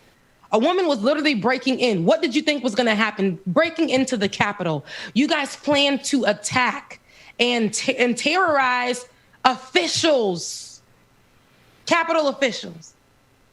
You plan to you guys brought what was it? The little the zip ties. You took away the emergency buttons from underneath our leaders' desks. What was the motive? Was the motive to kill? Was the motive to attack? For Donald Trump, who did not win, who isn't president. Go ahead, Dr. Carl Mack. -45, and Sister Zora Queen, I want us to continue to put the ties together. See, Brother Fanone said they had a slogan called "Stop the Steal." See, and then now he's talking about we need to know everybody who was collaborating there. Charlie Kirk, when you paid for them 80 buses, you knew that you was paying for 80 buses to go down there to, quote, stop the steal. You sponsored those insurrectionists. That blood is on your hands, Charlie Kirk. That investigation needs to come right to you. But then again, if you're on YouTube or whoever it is that's sponsoring you, paying you, getting you all pursed up, and if they don't do anything about you, the mere fact that you were part of an attack on American democracy, if that is not worthy of you paying a severe penalty, at a minimum, you no longer deserve a mic to be on here. You ought to be broadcasting from a CB radio player, but your blood is on that hands because according to Michael Fanone, you were a collaborator. You sponsored 80 buses to, quote, stop the steal. You were all up in there. And now, Queen, you also said about them attacking Blue while they were there. Well, there's a tape that Michael Fanone, there's a voice recording that Michael Fanone got. They not only, even while he was giving testimony, there was a white racist who called his cell phone and left one of the most incredible, derogatory, insulting and threatening voicemails one could ever listen to. And when we listen to this, I want us to go ahead and play that, but I want to tell you where his narrative came from. So David, if we could, or Dwayne, if we could, just go ahead and play portions of that voicemail. I could slap you up the side of your head with a backhand and knock you out, you little You're a punk. You're a lying. How about all that scummy black scum for 2 years, destroying our cities and burning them and stealing all that shit out of the stores and everything. How about that and assaulting cops and killing people? How about that, you That was the goddamn Capitol. I wish they would have killed all you scumbags, because you people are scum. They stole the election from Trump, and you know that, you scumbag. And you, too bad they didn't beat the shit out of you more. You're a piece of shit. You're a little you scumbag. Now, Sister Rebecca, in the early part of it, this caller described these law enforcement officers as actors. I'm going to tell you where they got that rhetoric from, where they got that narrative from. You tune over into Fox News, and that is the exact language that they're saying, is that they went and found these officers to come in and give this Academy Award performance, as if that was the issue. So that same narrative that's coming out of there, this is what these people are operating on. This is how Charlie Kirk was able to get these folks on the 80 bus and send them down there to, quote, stop the steal.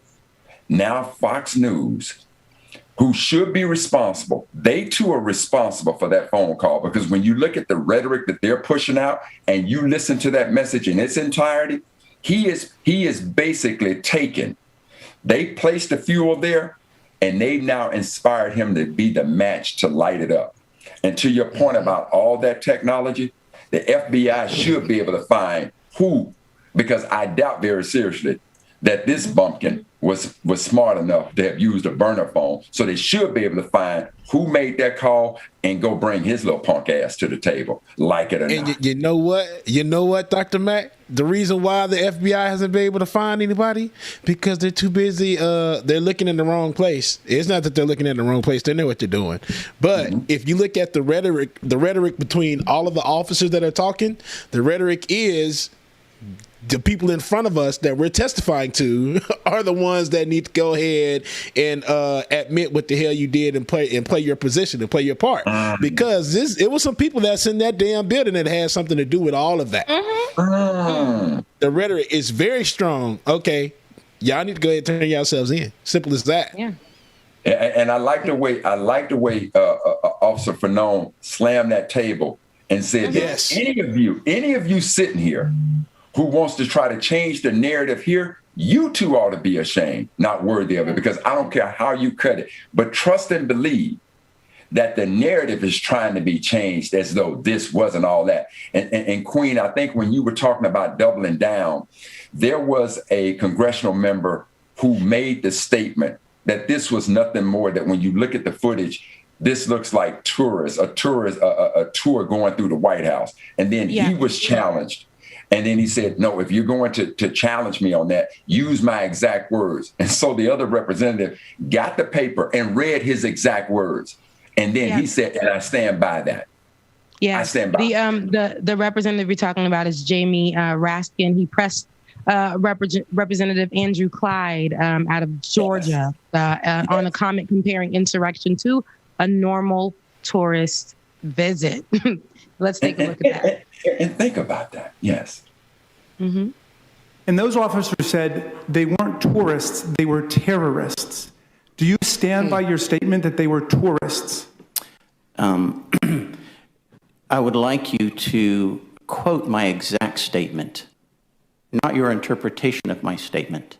Watching the TV footage of those who entered the Capitol and walked through Statuary Hall showed people in an orderly fashion staying between the stanchions and ropes, taking videos and pictures. You know, if you didn't know the TV footage was a video from January 6th, you would actually think it was a normal tourist visit. Those are your words. And I stand by that exact statement as I said it. Do you agree or disagree with the officers who spent 4 or 5 hours battling that medieval mob? Do you stand by the statement that the people that they were fighting were tourists, or would you agree with them that they were terrorists? That statement did not say that those people were tourists. Yeah, you've got the opportunity to clarify for the whole country right now. Officer Fanon, who experienced traumatic brain injury, who had a heart attack after he was tased by some of the tourists or terrorists. Officer Dunn, Officer Hodges, do you think that what they experienced was an attack by tourists or terrorists or violent insurrectionists. You got the opportunity to clarify for the whole country right now. If you will read the first part of my statement. I'm not interested in that. I'm asking you. You're not interested in my statement, are you? Mr. Chair, the whole country and lots of people online believed your statement that it was a normal tourist visit. That is not my statement. Okay, the people who attacked Officer You're not Hodges, listening to my statement. So that guy heated. The question was asked in like 10 different ways. And the answer that stuck out to me was, I'm sticking right beside my statement. Okay, sir. So, and he gave him opportunity and more opportunity to clarify. So you're saying on the national television, on Beyonce's internet in the good year of 2021, that you believe that those people out there on January 6th, we need to label them from the bird's eye view, okay? From the camera shots that we were looking at on television, on the news. It looked like tourists. It looked nothing more. It looked like they were tourists at the Capitol. Is that what you're saying? Is that what the terrorist attack looked like? Tourists, right? Is that what you said? And then he kept saying, that's exactly what I said, but let me say what I said. And then kept referring back to my statement, and I'm going to stick beside it. Here's the problem. There are two problems. This man's from Georgia. We always got terrible representation out of here. We have great representation, right, but we have a lot of the ones that got the mouth that people give the megaphones to. Terrible representation. And his name is Andrew Clyde again. He's Representative Andrew Clyde. And the person that was questioning him was Representative Jamie Raskin, who is out of Maryland. So I think the issue for me here is that these people will put this out there. And I've been saying since day one right here on Like It or Not, okay, that this needs to be, I don't even like the referring to it as an insurrection, because that is not a term that many people know or understand. And to me, it gives it a little bit of fluff, right? It gives it a little bit of like, maybe, that was like, just people gathering up, fighting for America. It just gives it that. That's what the feeling it gives me. That was a whole terrorist attack. You know why? We need to make sure we put what it is out there. We put the effect that it had on people out there. That's a terrorist attack. That is the domestic terrorist attack right here on American soil by Americans themselves who marched up to the Capitol on January 6th. Did you not hear the account of Officer Fanone? That man said he got tased, had a heart attack. Okay, all these people are going to have these mental issues, these PTSD. That's why he slammed his hands on the table, because he can't fathom or understand how there is not most of those people are still walking around, are free, going to their jobs, sleeping in their beds, while he has to deal with what happened on that day every single day. He has to relive it mentally. Wayne, let me put it like this. Let me put it like this. There's a couple of things. Number one, see, I love when Clyde doubled down and said, no, quote my comments. And then Raskin said, player, I got the receipt right here for you. So here it is. Right here. And he brings the receipts. I love when you bring the receipts. But now here's the other thing I wanted to put, because I love the way that you said, sometimes we kind of forget and maybe not understand the term insurrectionist. So let's put it this way. When the terrorist attack of 9/11 hit, not even Al-Qaeda was able to take the halls of Congress. These terrorists did what Al-Qaeda couldn't do. Al-Qaeda didn't even take the halls of Congress. These terrorists took the halls of Congress. We're talking about terror, America. Like it or not, you're terrorist. They're terrorists. I need people to understand that this is 100. I don't know, when we say terrorists, especially in America, what we do is associate them with brown folks, right? Brown folks, particularly from the Middle East. right? Well, people didn't want to, if there was for a long time a stigma that was created till this day. If people get on a plane and may see somebody with the hijab on or somebody with cultural clothing from the Middle East on a plane, okay, they're literally gonna feel some kind of way. There's so many viral videos of them being attacked, people saying they don't want to get on a plane. I remember there was, and I'm not gonna say her name on here, but I remember there was a particular comedian, Black comedian, that even said she felt afraid.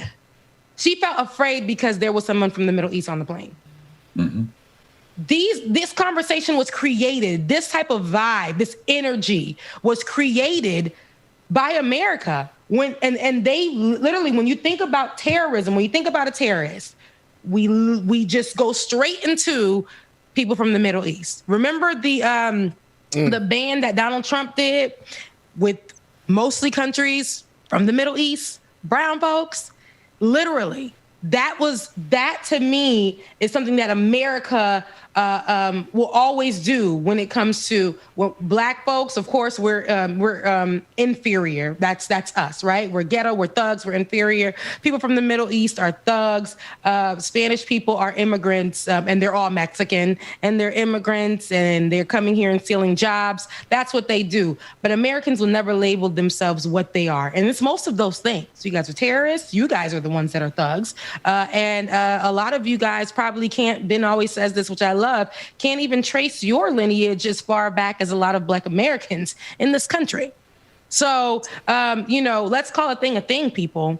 Okay? Those people that marched up to the Capitol were damn terrorists. I don't care because their skin was white. We need to give them a fluffy name. The insurrectionists on January 6th. That's kind of like when they put up pictures of a Black person who did something wrong, right? Black man steals a toy from the toy store to give to his kid, but they have his picture looking crazy, right? And a white man does it, and they'll say 21-year-old boy, because they have to make it 21-year-old boy steals a toy because he couldn't get his child something for Christmas. More on that coming up at 6 p.m. Like all of that. They make it nice and fluffy and a picture of him with his family. Mind you, this man done murdered mad people before he got to the toy store to get the damn toy for his kid.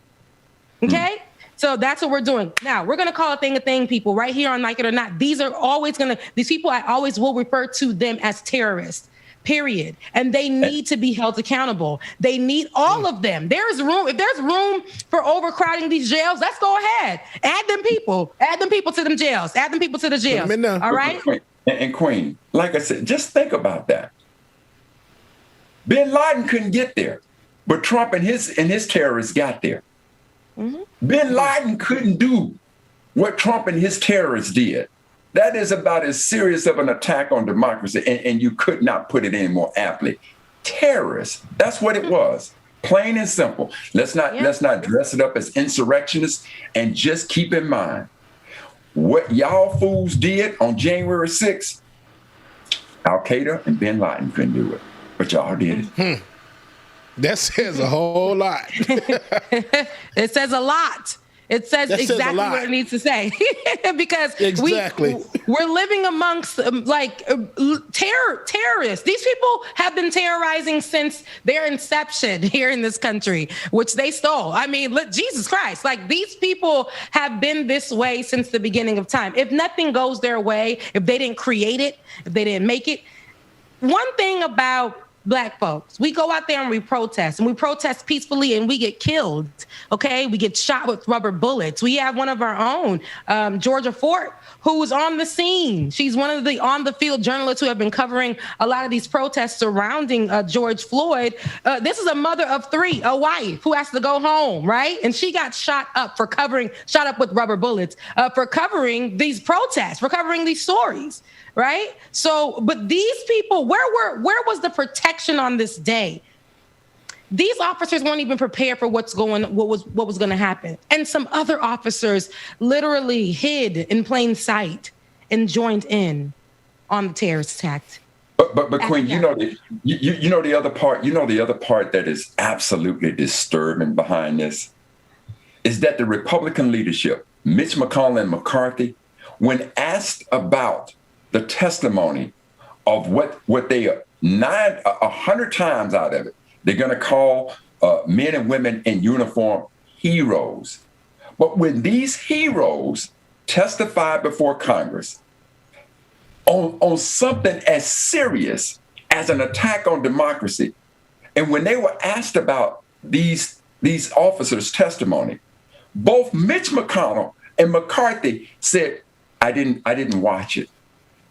What do you mean you didn't watch this? This is one of the most, never in our lifetime have we seen terrorists take the halls of Congress. And on these congressional hearings, you didn't watch it? See, by saying you didn't watch it, you're just dismissing it. You're absolutely dismissing what your party, what your leader, -45, inspired, what Kirk paid for, what Giuliani encouraged, you and your surrogates, and all of them like that, and Kirk, no, I ain't never gonna let up off you, fool. You paid for it. 80 buses, you tweeted. Come on and sue me for it. You the one put the tweet out there, so I'm gonna always remind you that you did, Kirk. You did what bin Laden couldn't do. You paid for it. You attacked the halls of Congress. You are a terrorist sponsor, like it or not. You ain't gonna let that go with Charlie Kirk. Never. Yesterday, I'm gonna tell you something. He came after sister. He came after your sister, Queen. I ain't never gonna let that fool go. Yeah, no, don't let it go. Because people don't know. Don't let it go. Of terrorism, little Kirk. You are a sponsor of terrorism. You were involved in it directly. You were proud to say, we're gonna stop the steal, I'm gonna pay for it. You are a terrorist. You are a terrorist, Charlie Kirk. You are a terrorist, Charlie. You're trash. You're a terrorist, and you should not. This is what I'm saying. The feds literally have this tweet. There was a point in time. Follow the money. What they were calling. This was a few years ago. This is back when Black people were being tweeting out things like, "Man, I don't even want to f the police." F the police, F12, and feds would be like, "F12, f the police." And they were putting this into a Black extremist group. And Ben used to talk about this all the time. He was like, the FBI, the feds are looking into people who are saying things like F the police and calling them pigs or speaking against certain movements. And so they're putting them in these groups called, I think, the Black extremist group. And Ben would always talk about this, saying that they probably have a file on him for discussing a lot of the things that he discussed. Oh, I know they got one on me, Queen. I'm pretty sure. And they probably got one on me too now. I don't even know. But Bubba, you might be in it too. Okay? Listen, Haitian by association. Okay? Right. I'm gonna tell you what, this file that we got, Charlie Kirk, you J6, baby. That's what we're gonna call you. Charlie Kirk, you J6. He needs to have a file. But here's the thing. Yeah. All of his stuff is literally out there. This man stated sending out 80 buses full of folks out there to fight for America, to fight for democracy, to fight for freedom. So this is what he tweeted out. This man, this guy has, had enough money to buy out 80 buses full of people to go and be, to potentially go kill, to go kill, steal, and destroy. That's exactly what those people did. Those people literally went up to a place that they want to serve and protect. Black folks, we wouldn't have made it. If we came as a unit, we wouldn't have made it up the stairs. We would have been shot down. It would have been a bath before we could make it up the steps. Okay? And trust and believe this, Queen. Whenever this country knows that another country is sponsoring terrorist activity, they freeze those accounts, they lock them down. Well, little Charlie Kirk, you paid to stop the steal. You paid for terrorism. You paid for it. So where's this country locking you down financially? Where are they attacking you? But Charlie Kirk, I don't care how you cut it. Use a paid terrorist sponsor. You pay for terrorists. Like it or not, we ain't never going. I'm going to tell you something. You stepped on our sister. We going to step on your monkey ass from now on. You'll never get a break from us, little Charlie. Never. Every move you make. Little Charlie. Now, it's funny because the way that you're going after Charlie Kirk reminds me of how Ben always comes after Ben Shapiro. They're one and the same to me. They are all, I think, complicit in a lot of things that have been going down in the past year, from COVID-19 misinformation being spread to the terrorist attack right in January, pushing those people out there on the front lines to go and possibly kill a lot of people that day. I think another thing that's an issue, and we'll talk about this and go to break, but is the qualified immunity. A lot of these officers are walking around for free because they are protected by law. No matter what they did in that particular moment that makes them wrong, they're protected. And these other officers who could be protected under qualified immunity too are like, hell nah, ain't no brotherhood right now. We're not talking about, if you not talking about protecting me in that particular moment, I can't speak about brotherhood. We got to talk about the real that happens, okay? Regardless of right or left or red or blue, bruh, I almost lost my life.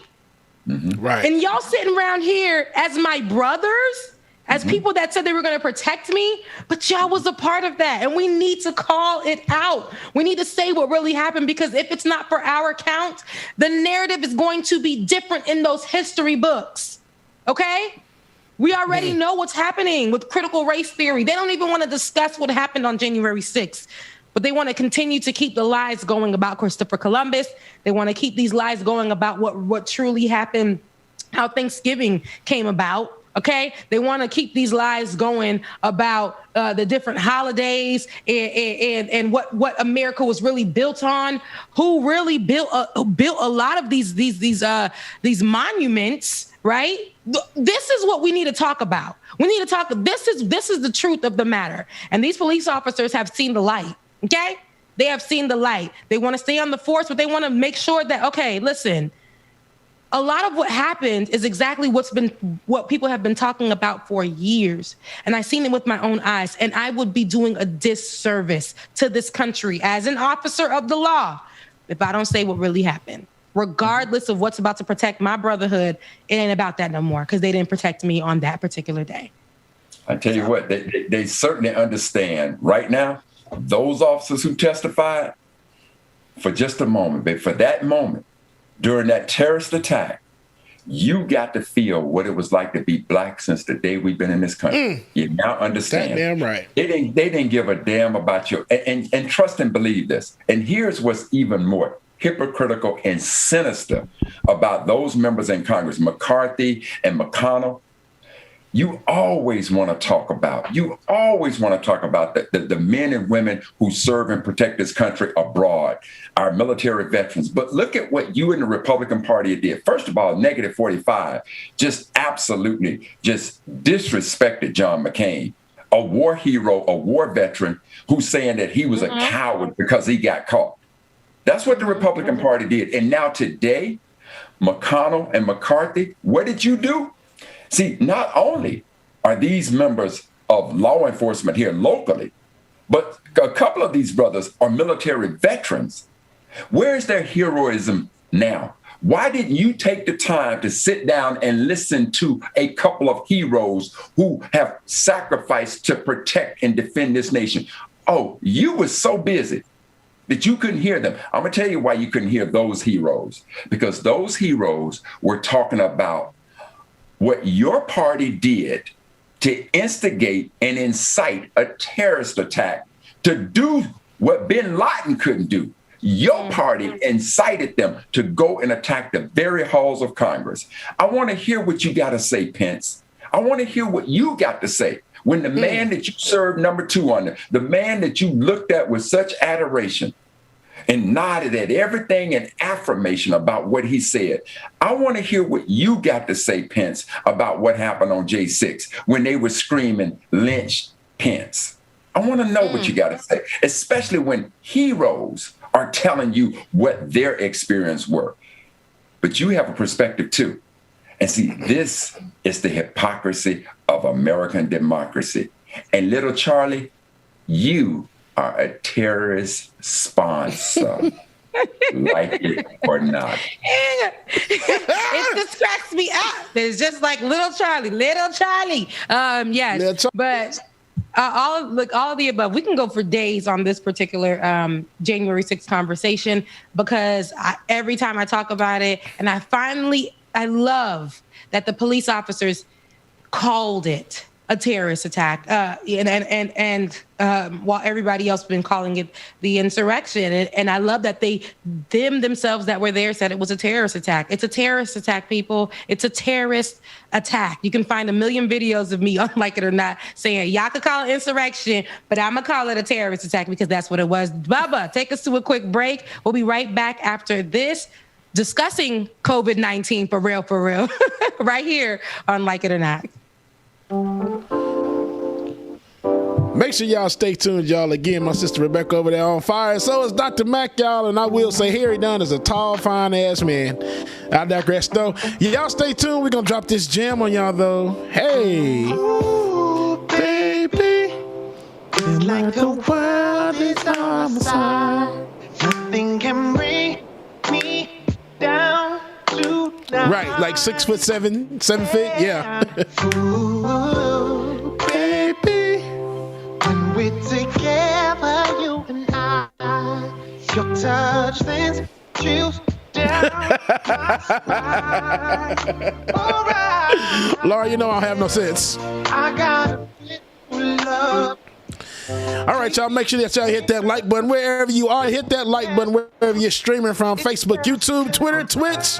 Shout out to everybody, y'all. Mara, what's going on, sister? Good morning.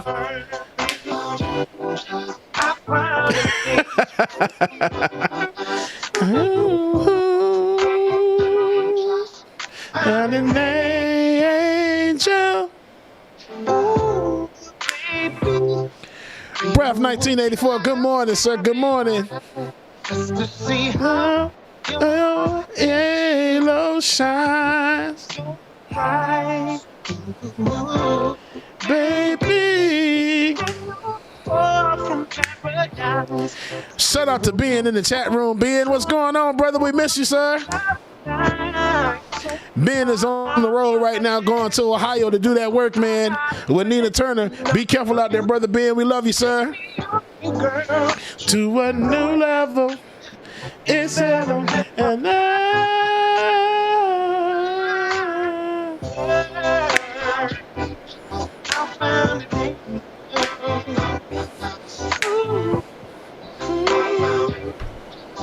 found my kingdom. Come on.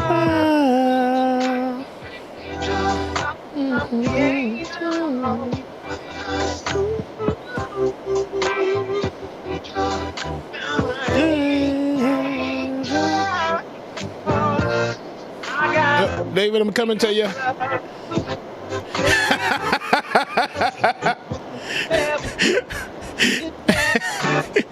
Hey, Dwayne, when we bring Rebecca back on screen, we're going to show that image that David just shared, okay?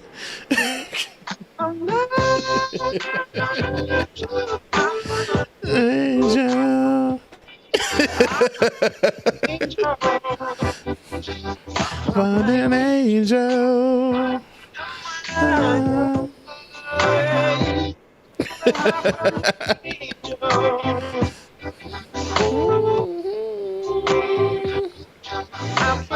Angel.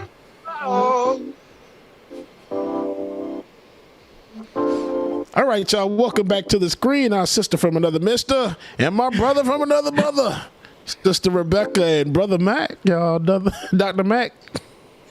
Brother Mac. Dr. Mac. Brother Mac, brother Dr. Mac.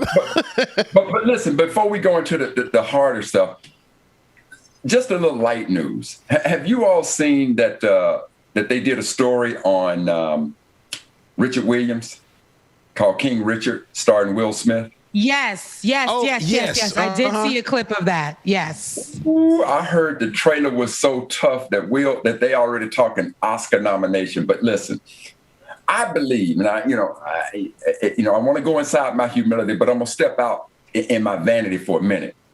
Richard Williams' accomplishment for what he did with them two sisters, his two baby girls, was so remarkable.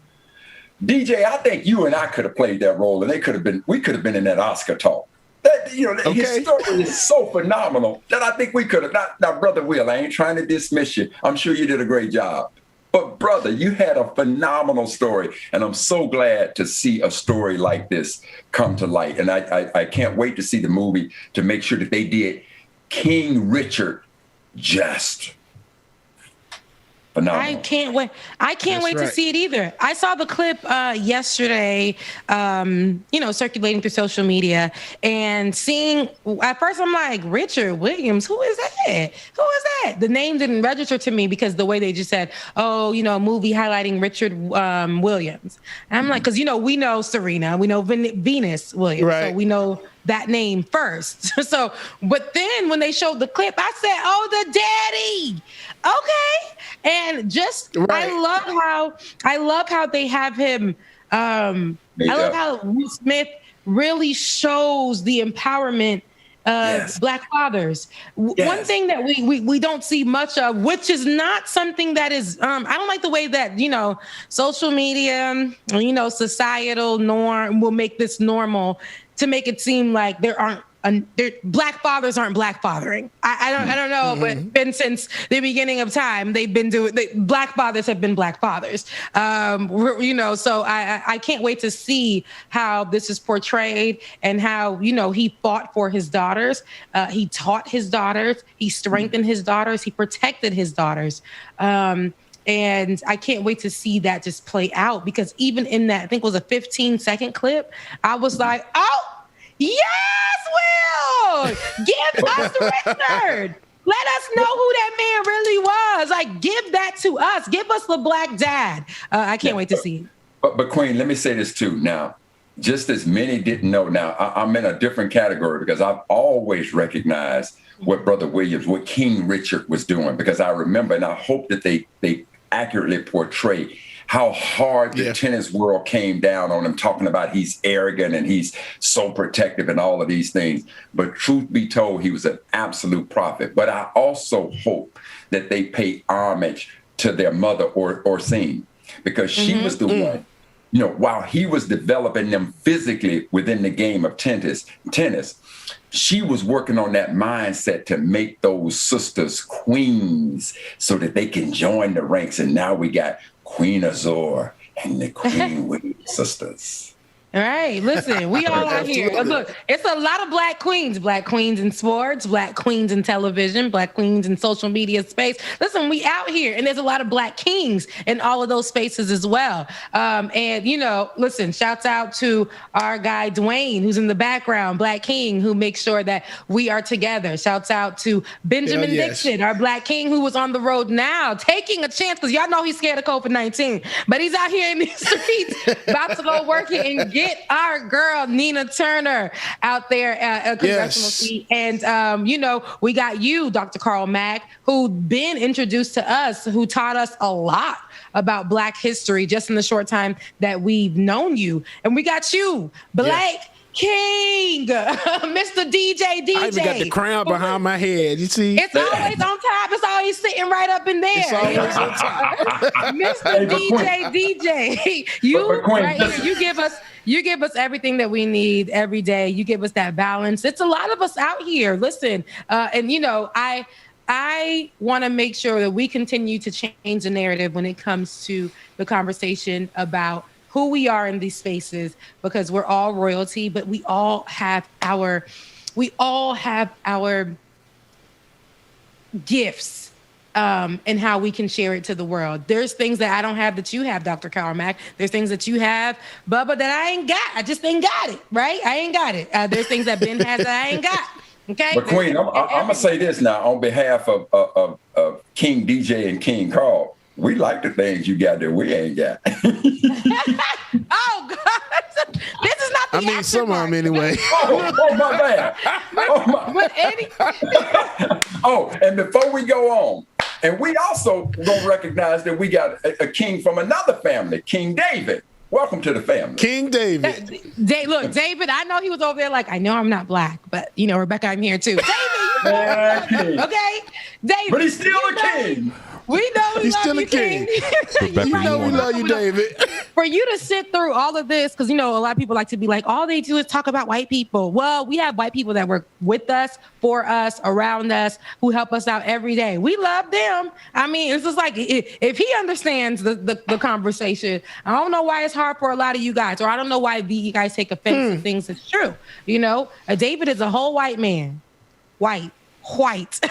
And he's right here helping us build these stories every single day. So he's part of the royal family. King David. Mm-hmm. King David, okay? King David. King David. So, and Dwayne, what you was about to say, Dwayne? I was going to say Rebecca wanted a clip of some Black Joy, so it's short, but here you go. Okay. Thank you. I love your hair. Thank you. You're welcome. It's an afro. Oh, she's so adorable. She is adorable. It's the afro. I love your hair. Thank you. It's the afro. Yes, sweetheart. Let them know. Hey. Rock your crown. Hey, Dwayne, show the other clip of Black Joy for Rebecca as well, too. The other picture. Boom, Rebecca, Black Joy right there in the middle, right there. 6'7", 7 foot. This is my problem with y'all. Benjamin Dixon is not here. You guys are on the loose. You guys are wild. Okay, this is 6'7". About a few months ago, when this story came out, I was like, "How tall is he? Is he about 6, 7?" And it looks like he's about 7 feet, maybe like 6, 7, 6, 8. He's given tall, and while he is tall and fine. How can people have pushed this man down? He felt threatened. If he felt threatened that day, that lets us know it was definitely a lot of terror going on. It wasn't tourism, it was terror. Okay? This is this fine king of a man. They push him down and stuff. Get him off the street. A whole 6'7". Whole 6'7" man. COVID-19, guys. COVID-19. Now, again, we're getting into this conversation for sure, because I know I started off the show saying that we're going to talk about it, but we're talking about it. It's right here, right now. So McConnell, Tucker, Waters, twist as usual, but in disgusting ways, talking about COVID-19. Let's take a look. And after the Biden administration was very eager to claim ownership and spike the football on the vaccination trajectory, which they largely inherited from Republican leadership, we've now seen vaccination rates in many places plateau. Things were set up for a roaring success like no other presidential transition in recent memory. We have long ago left the realm of public health. This is about politics and it's about social control. The Biden administration has decided it owns your body. If the rest of us allow that grotesque claim to go unchallenged, we are in deep trouble going forward. Government should never require people to submit to any medical procedure, whether that procedure is sterilization or frontal lobotomies or COVID vaccinations. Nicolae Ceausescu barked orders at his guards as they dragged him into the courtyard to be shot. In his final moments, Ceausescu seemed convinced he could make his executioners obey. As his power evaporated, he tried even harder to exert it. And with that in mind, we learned today that in the face of the waning pandemic, the Biden administration will dramatically increase COVID restrictions across the country. Millions of children will now be required to cover their faces in schools. This despite the scientifically established fact that masks pose a far greater threat to children than COVID does.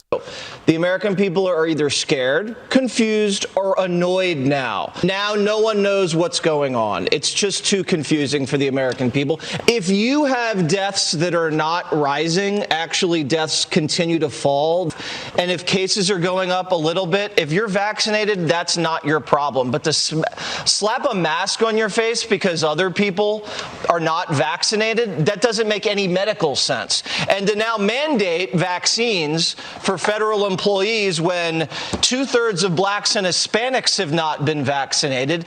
It sounds like they're just now punishing people. You cannot open the southern border to migrants from Mexico and Central America, where they're seeing a big rise in cases, and expect the Delta not to spread. And the Delta is spreading in all these southeastern states where, coincidentally, Joe Biden is busing them into.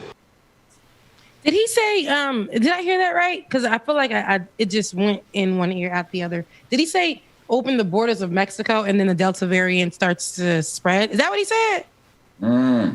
Open it up. And Biden's doing it. He said, yeah, so he's basically, these people are giving so much misinformation. Now, this is all coming from Fox News, right? These are 3 different segments, 3 different shows, 3 different people. We got McConnell who started it, which cracks me up because David just called him marble mouth, and all I could hear when he was talking is just like marbles in his mouth. And then we got Tuckers and Waters, who twist little Tucky. Right, who twist everything up when it comes to COVID-19. It's like now they're saying, and I understand, I can agree with this, that it has been very confusing, right? But I'd rather be on the side of the CDC, no matter how many times they done changed it, because we're not scientists. Right? Things change every day. The Delta variant just pulled up on us. Skirt. It literally spent the block, came back around, and in a new form. Now, they had to get ready for this. They didn't know this was going to happen like this. I mean, they should have, because Americans, we just don't listen. We don't do things right. And that's why we still where we are when it comes to this pandemic, because somebody woke up and said, the pandemic is over for me. It made the pandemic over for everybody else in the world, when the truth is that it's not, or as far as America, when the truth is that the pandemic is something that is still real and true and still going on. So for me, whatever the CDC says, I'm a rock with it. I remember last March, at the end of February, when I was at that job, and the CDC said about 50 folks, if you're near 50 people or more, get out of there. And I looked around my little cubicle farm over there in that building, and I said, there's about 400 people in here, 400 around me in this particular cubicle farm, in this office. And then right next door, we have about 500, and next door to that, we have, in that whole building, we probably had thousands of people working in that particular minute when I was reading that word from the CDC, okay? And that conversation from the CDC, because they block your cell phone coverage in the building. That came out hours ago. And I'm pretty sure the corporation knew and understood that that was what happened. Yet they didn't give us that information.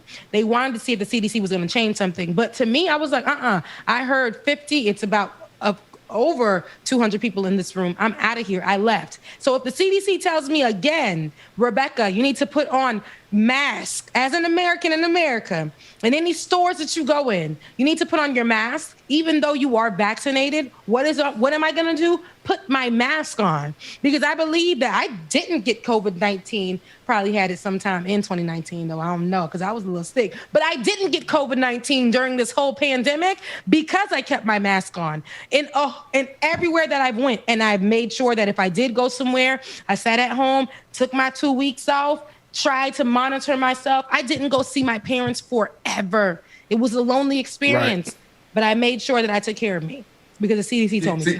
Queen, let me say this.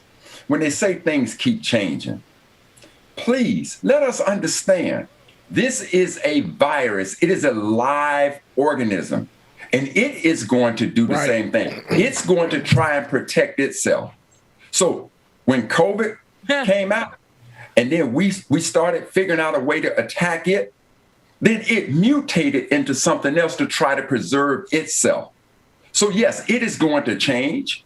Now, but let's be clear about this as to how this thing started. He's talking about Marble Mouth, as you so aptly called him, is now talking about how the Biden administration has taken over from this great transition that negative 45 did.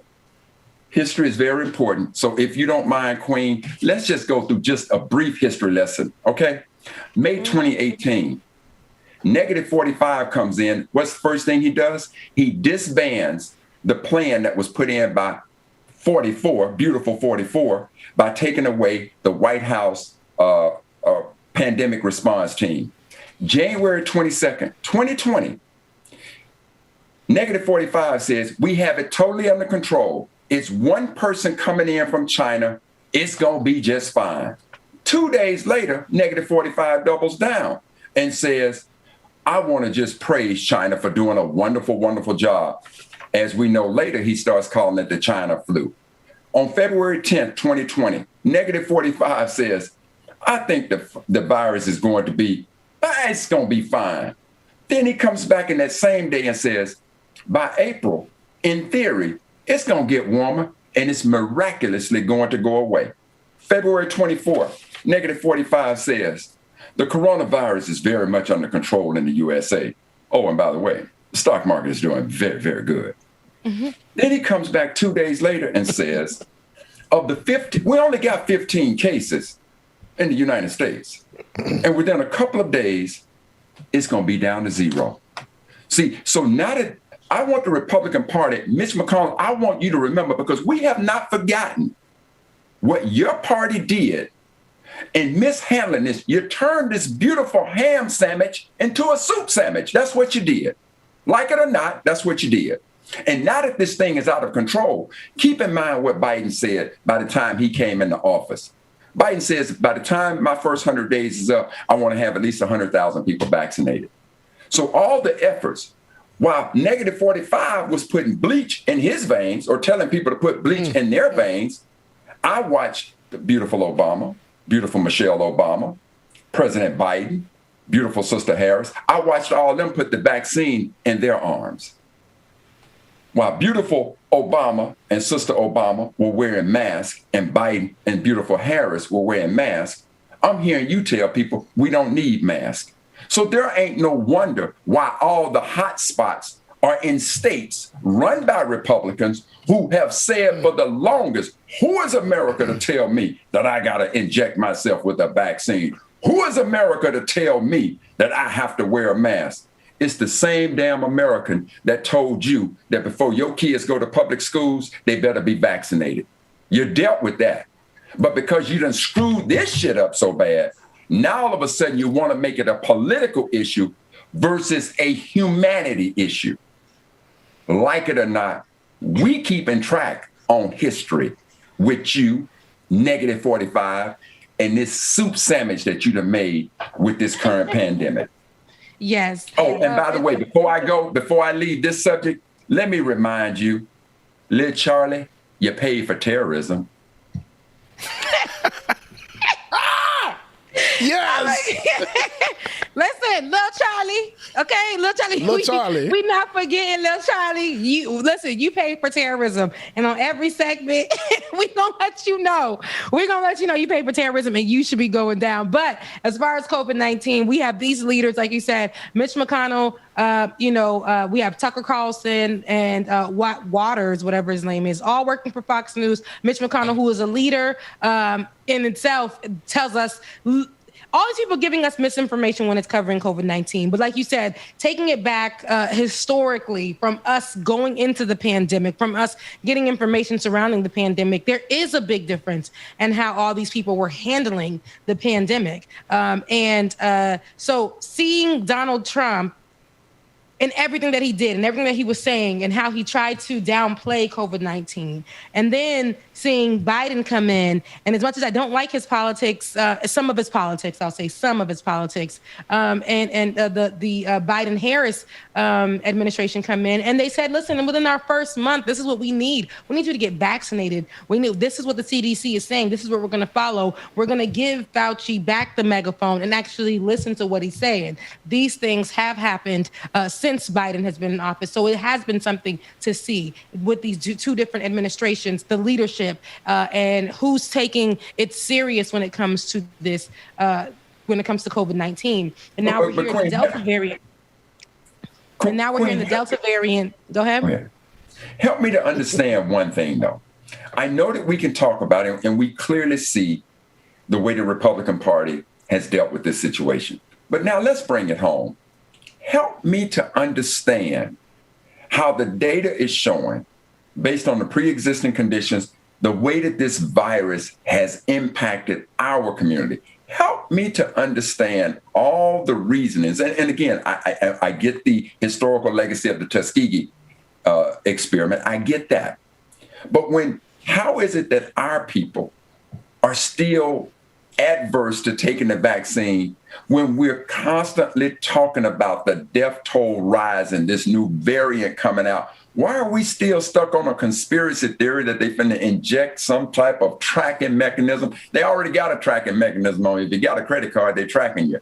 But so help me to understand what we can do to get our people to wake the hell up and protect themselves. What do we have to do in our community? So let me say this. It's not only, it is for our people, there is a particular conversation about that. But this rhetoric that's going around from the Fox Newses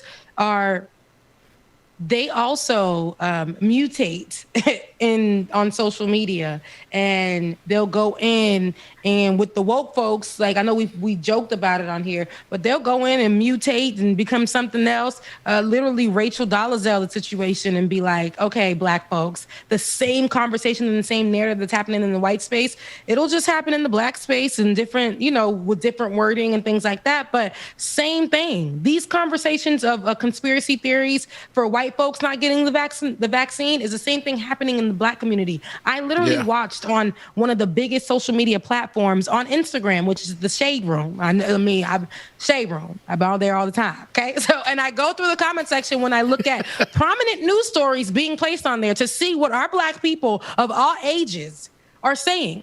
And when it came to the CDC updating and saying the requirements for the mask, they're saying, hey, listen, whether you're in the stores, you're grocery shopping, indoors, anywhere around people, please put on the mask, because vaccinated or not, you still can transmit the Delta variant. I mean, you could still transmit COVID-19.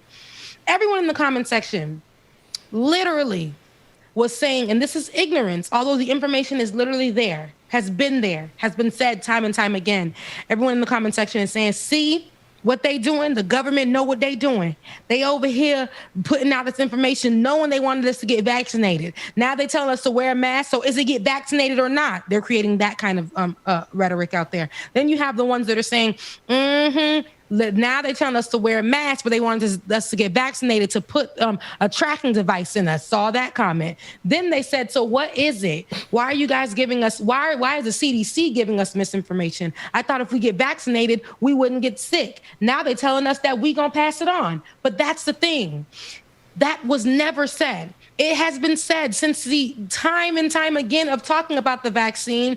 The vaccine will help your behind not die from getting COVID-19. It'll protect you from getting so sick that you're not able to live. That's what it's for. It's to protect you and your immune system, help it fight back, right? As opposed to you not being vaccinated, the chances of being higher for you to end up in the hospital and die. Okay? Now, it's been said time and time again by the CDC, by health experts, not that you're not going to get COVID-19 or you can't get COVID-19, but the vaccine protects you from being hospitalized or possibly dying from the disease. So here's my thing about it. All of this for Black people, and we're on the side, I've even heard some people say, we're Black. We've gone through so much without being vaccinated. We're strong. Our race doesn't need to be vaccinated. I've heard people say in my own community, we're Haitian. We don't need vaccines. We've gone through so much already, so much. I've lived in Haiti when there was this disease, and I've lived in Haiti when there was this disease, and now I'm okay. I'm 100%. Here's my thing about it.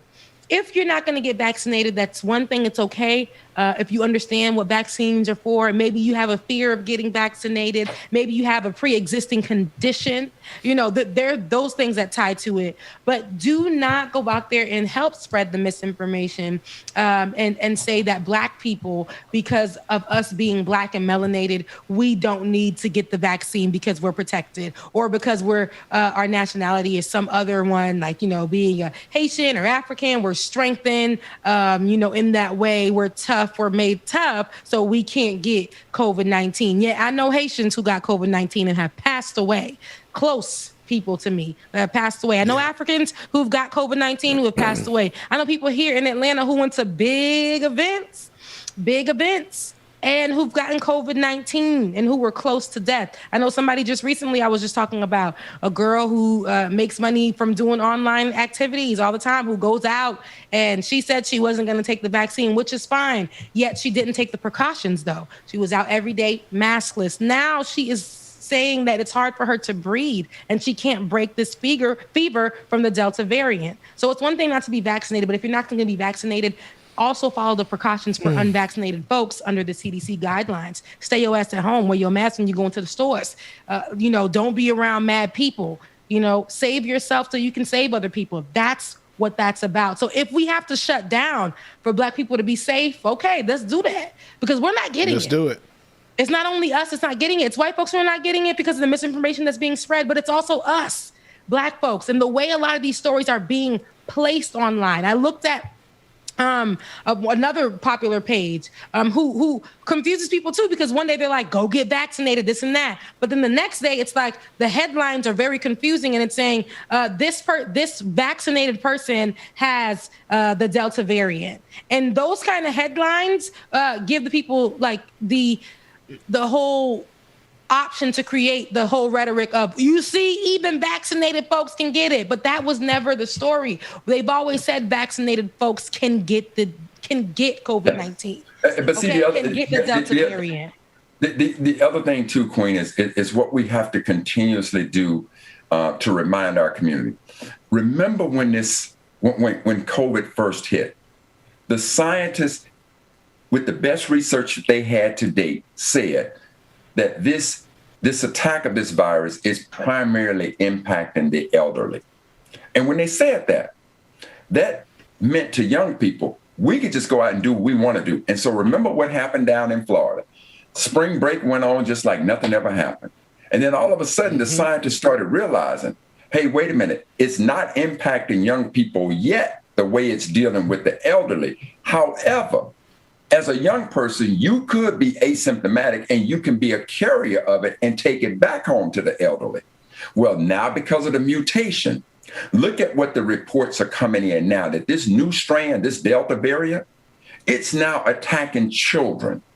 It's putting children at risk. So things are going to continuously change. Yes, at one point it was just COVID. You take the vaccine, it may not stop you from dying. It can help you help your immune system where you're not going to get attacked as if you didn't have it. But again, if you just look at the numbers, of all the people who have died, what percentage of those people who died were vaccinated? It is such a small percentage point that you can't even see it. But the percentage of those who did die, 99.5% or better were not vaccinated. So trust and believe, just on sheer numbers, I'm going to take the odds that I am going to take the vaccine versus not taking it, because I clearly see what the data is showing if you don't take this vaccine. So I just think that as much as, we're right to criticize what is going on in the Republican Party, what the leadership of this country did to put us in the situation that we're in. But we also got to keep hammering on our community that you need to move past these conspiracy theories, because the data is not supporting that. And when you don't want to listen to the data, it is no different than the Republican Party also not believing that climate change is real. And trust and believe, that day is going to come, like it or not. Yeah, like it or not, that cracked me up. But yes, that day is going to come. I need for our people, and I know that we've always made this call to action, made this push. Y'all, listen. It took me forever to go get vaccinated because I was scared because of my pre-existing condition, and I wanted to watch and see how this was going to go. And I'm by myself, so if something happens to me, I'm like, what, who's going to find me? They're all those kind of things that went through my head.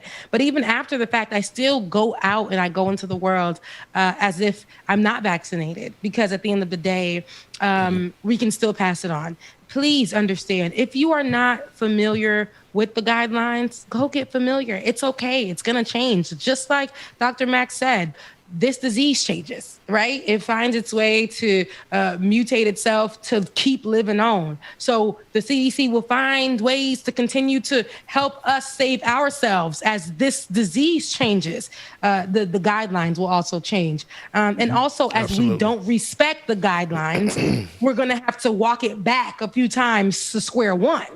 Okay, because Americans haven't been doing their thing, haven't been respecting guidelines. And it's not like there are countries who can't respect the guidelines because they do not have the technology. We already know what was happening in India. We saw what was happening in India.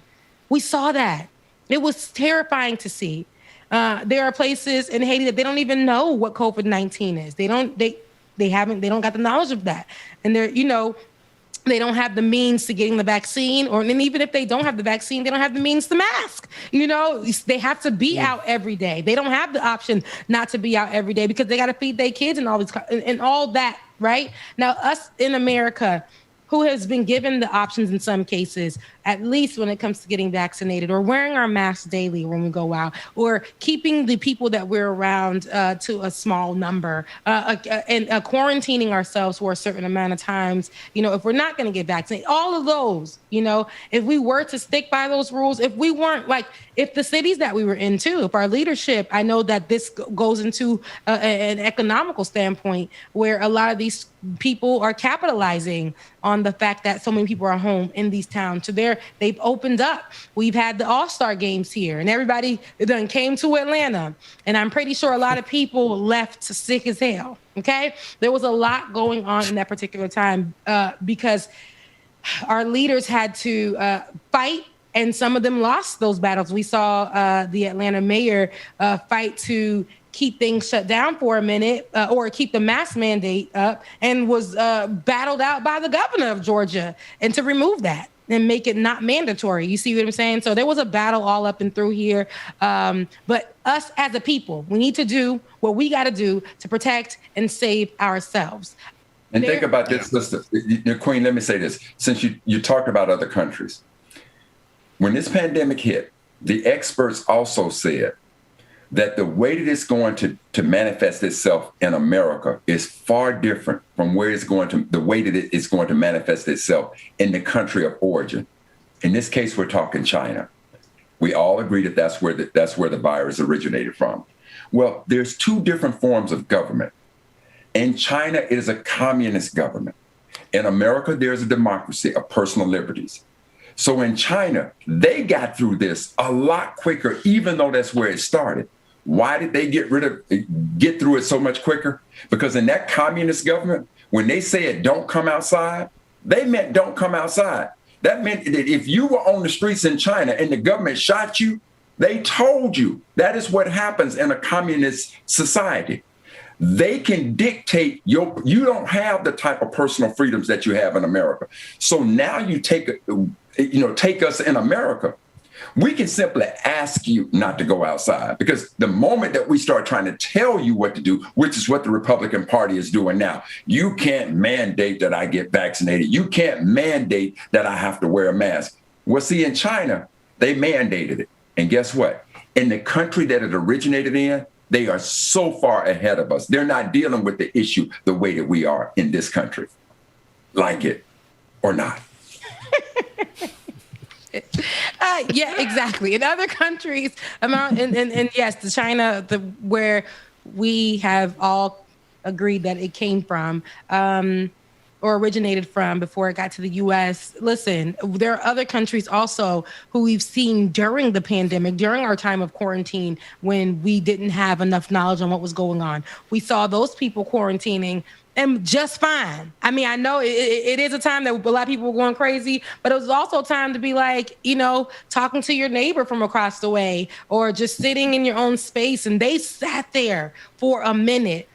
That's why they were able to come on out and their numbers went low. It took us a minute to even start seeing our numbers get lower because we weren't obeying any guidelines. And I know that we were all going through the mental stress of it all, but it's better to know that my mom and dad are going to be there for me after this is all over, and I'm going to be there for them after this is all over, if it's ever all going to be over as we follow these guidelines. But it's better to know that we're all safe, and I get to hold their hands and kiss them on the forehead and just be with them at some point without risking their lives. Now, I know people who've said they've given the disease to a family member and have stressed themselves out about it. Like I said, I know someone who's very close to me who got it from preaching at a funeral because he's just for the people and he wanted to be there for everybody. He went to a funeral of somebody who died from the disease, ended up getting the disease, and ended up passing away himself. And so I have an aunt who had a pre-existing condition, and the facility that was taking care of her, she got COVID-19, and it messed her up even more, and she passed from COVID-19, not from what she had, but from COVID-19. So it's really hard, So for a lot, I lost people during that time. So even for me, I have to remind myself, girl, you want to make sure that you're still here. You want to make sure that your family is protected. And yes, when they're vaccinated, and then I want to make sure at the same time, like, mama, where have you been? What have you been doing? She asks me all the time. She say, hey. I remember when it first started. She's like, hey, you stay until they say something else, okay? Because hey, I'm old. She's old. I'm old lady. Okay, so I'm like, girl, but yes, I do. So if we come and we literally look at it from that point of view, just saving ourselves. If we save us, we save them. If they save themselves, they're saving us. We're protecting ourselves. So I think if we just put it in that mindset and continue on with that, because they're going to probably shut down America again. I don't know, but I feel like COVID spent the block, came back, mutated, then I feel like they're going to have to shut us down again. They're going to have to shut us down again. And if they do, I feel like it's going to be it's going to be something that's necessary. I think it's very necessary. And we don't got to go back into the office, praise Jesus. Now, you're at the end of the show. It is 10:35, you guys.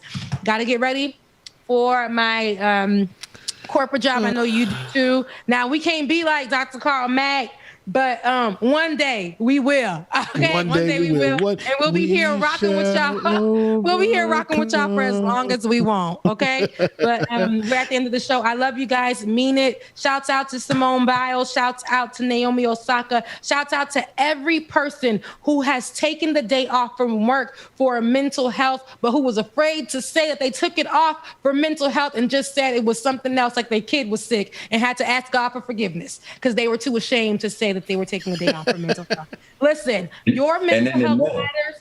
If you need to take a day, baby, take a day. Now, I didn't say quit that job because you still need the funds. But if you need to take a day, take your day because your mental health matters. You matter more than that job. I need you to understand that. Your body, your mind, your power, it matters more than that job. You matter. You are more than that job. I love you guys. Mean it. We're at the end of the show. I hope that you guys have a great day. Dr. Carl Mack, go and be great in that light blue. And you, Bubba, give us some good music. Take it away. Love y'all. Mean it. Love you too. And in the name, get it out.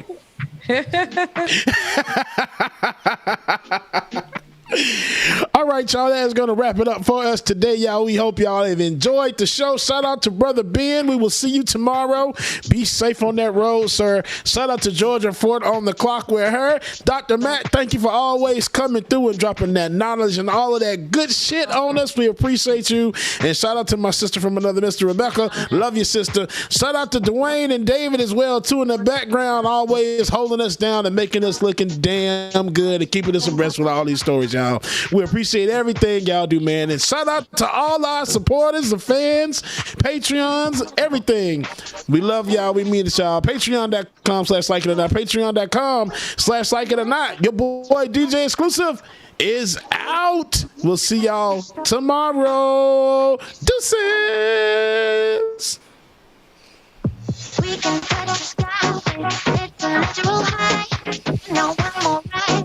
No look.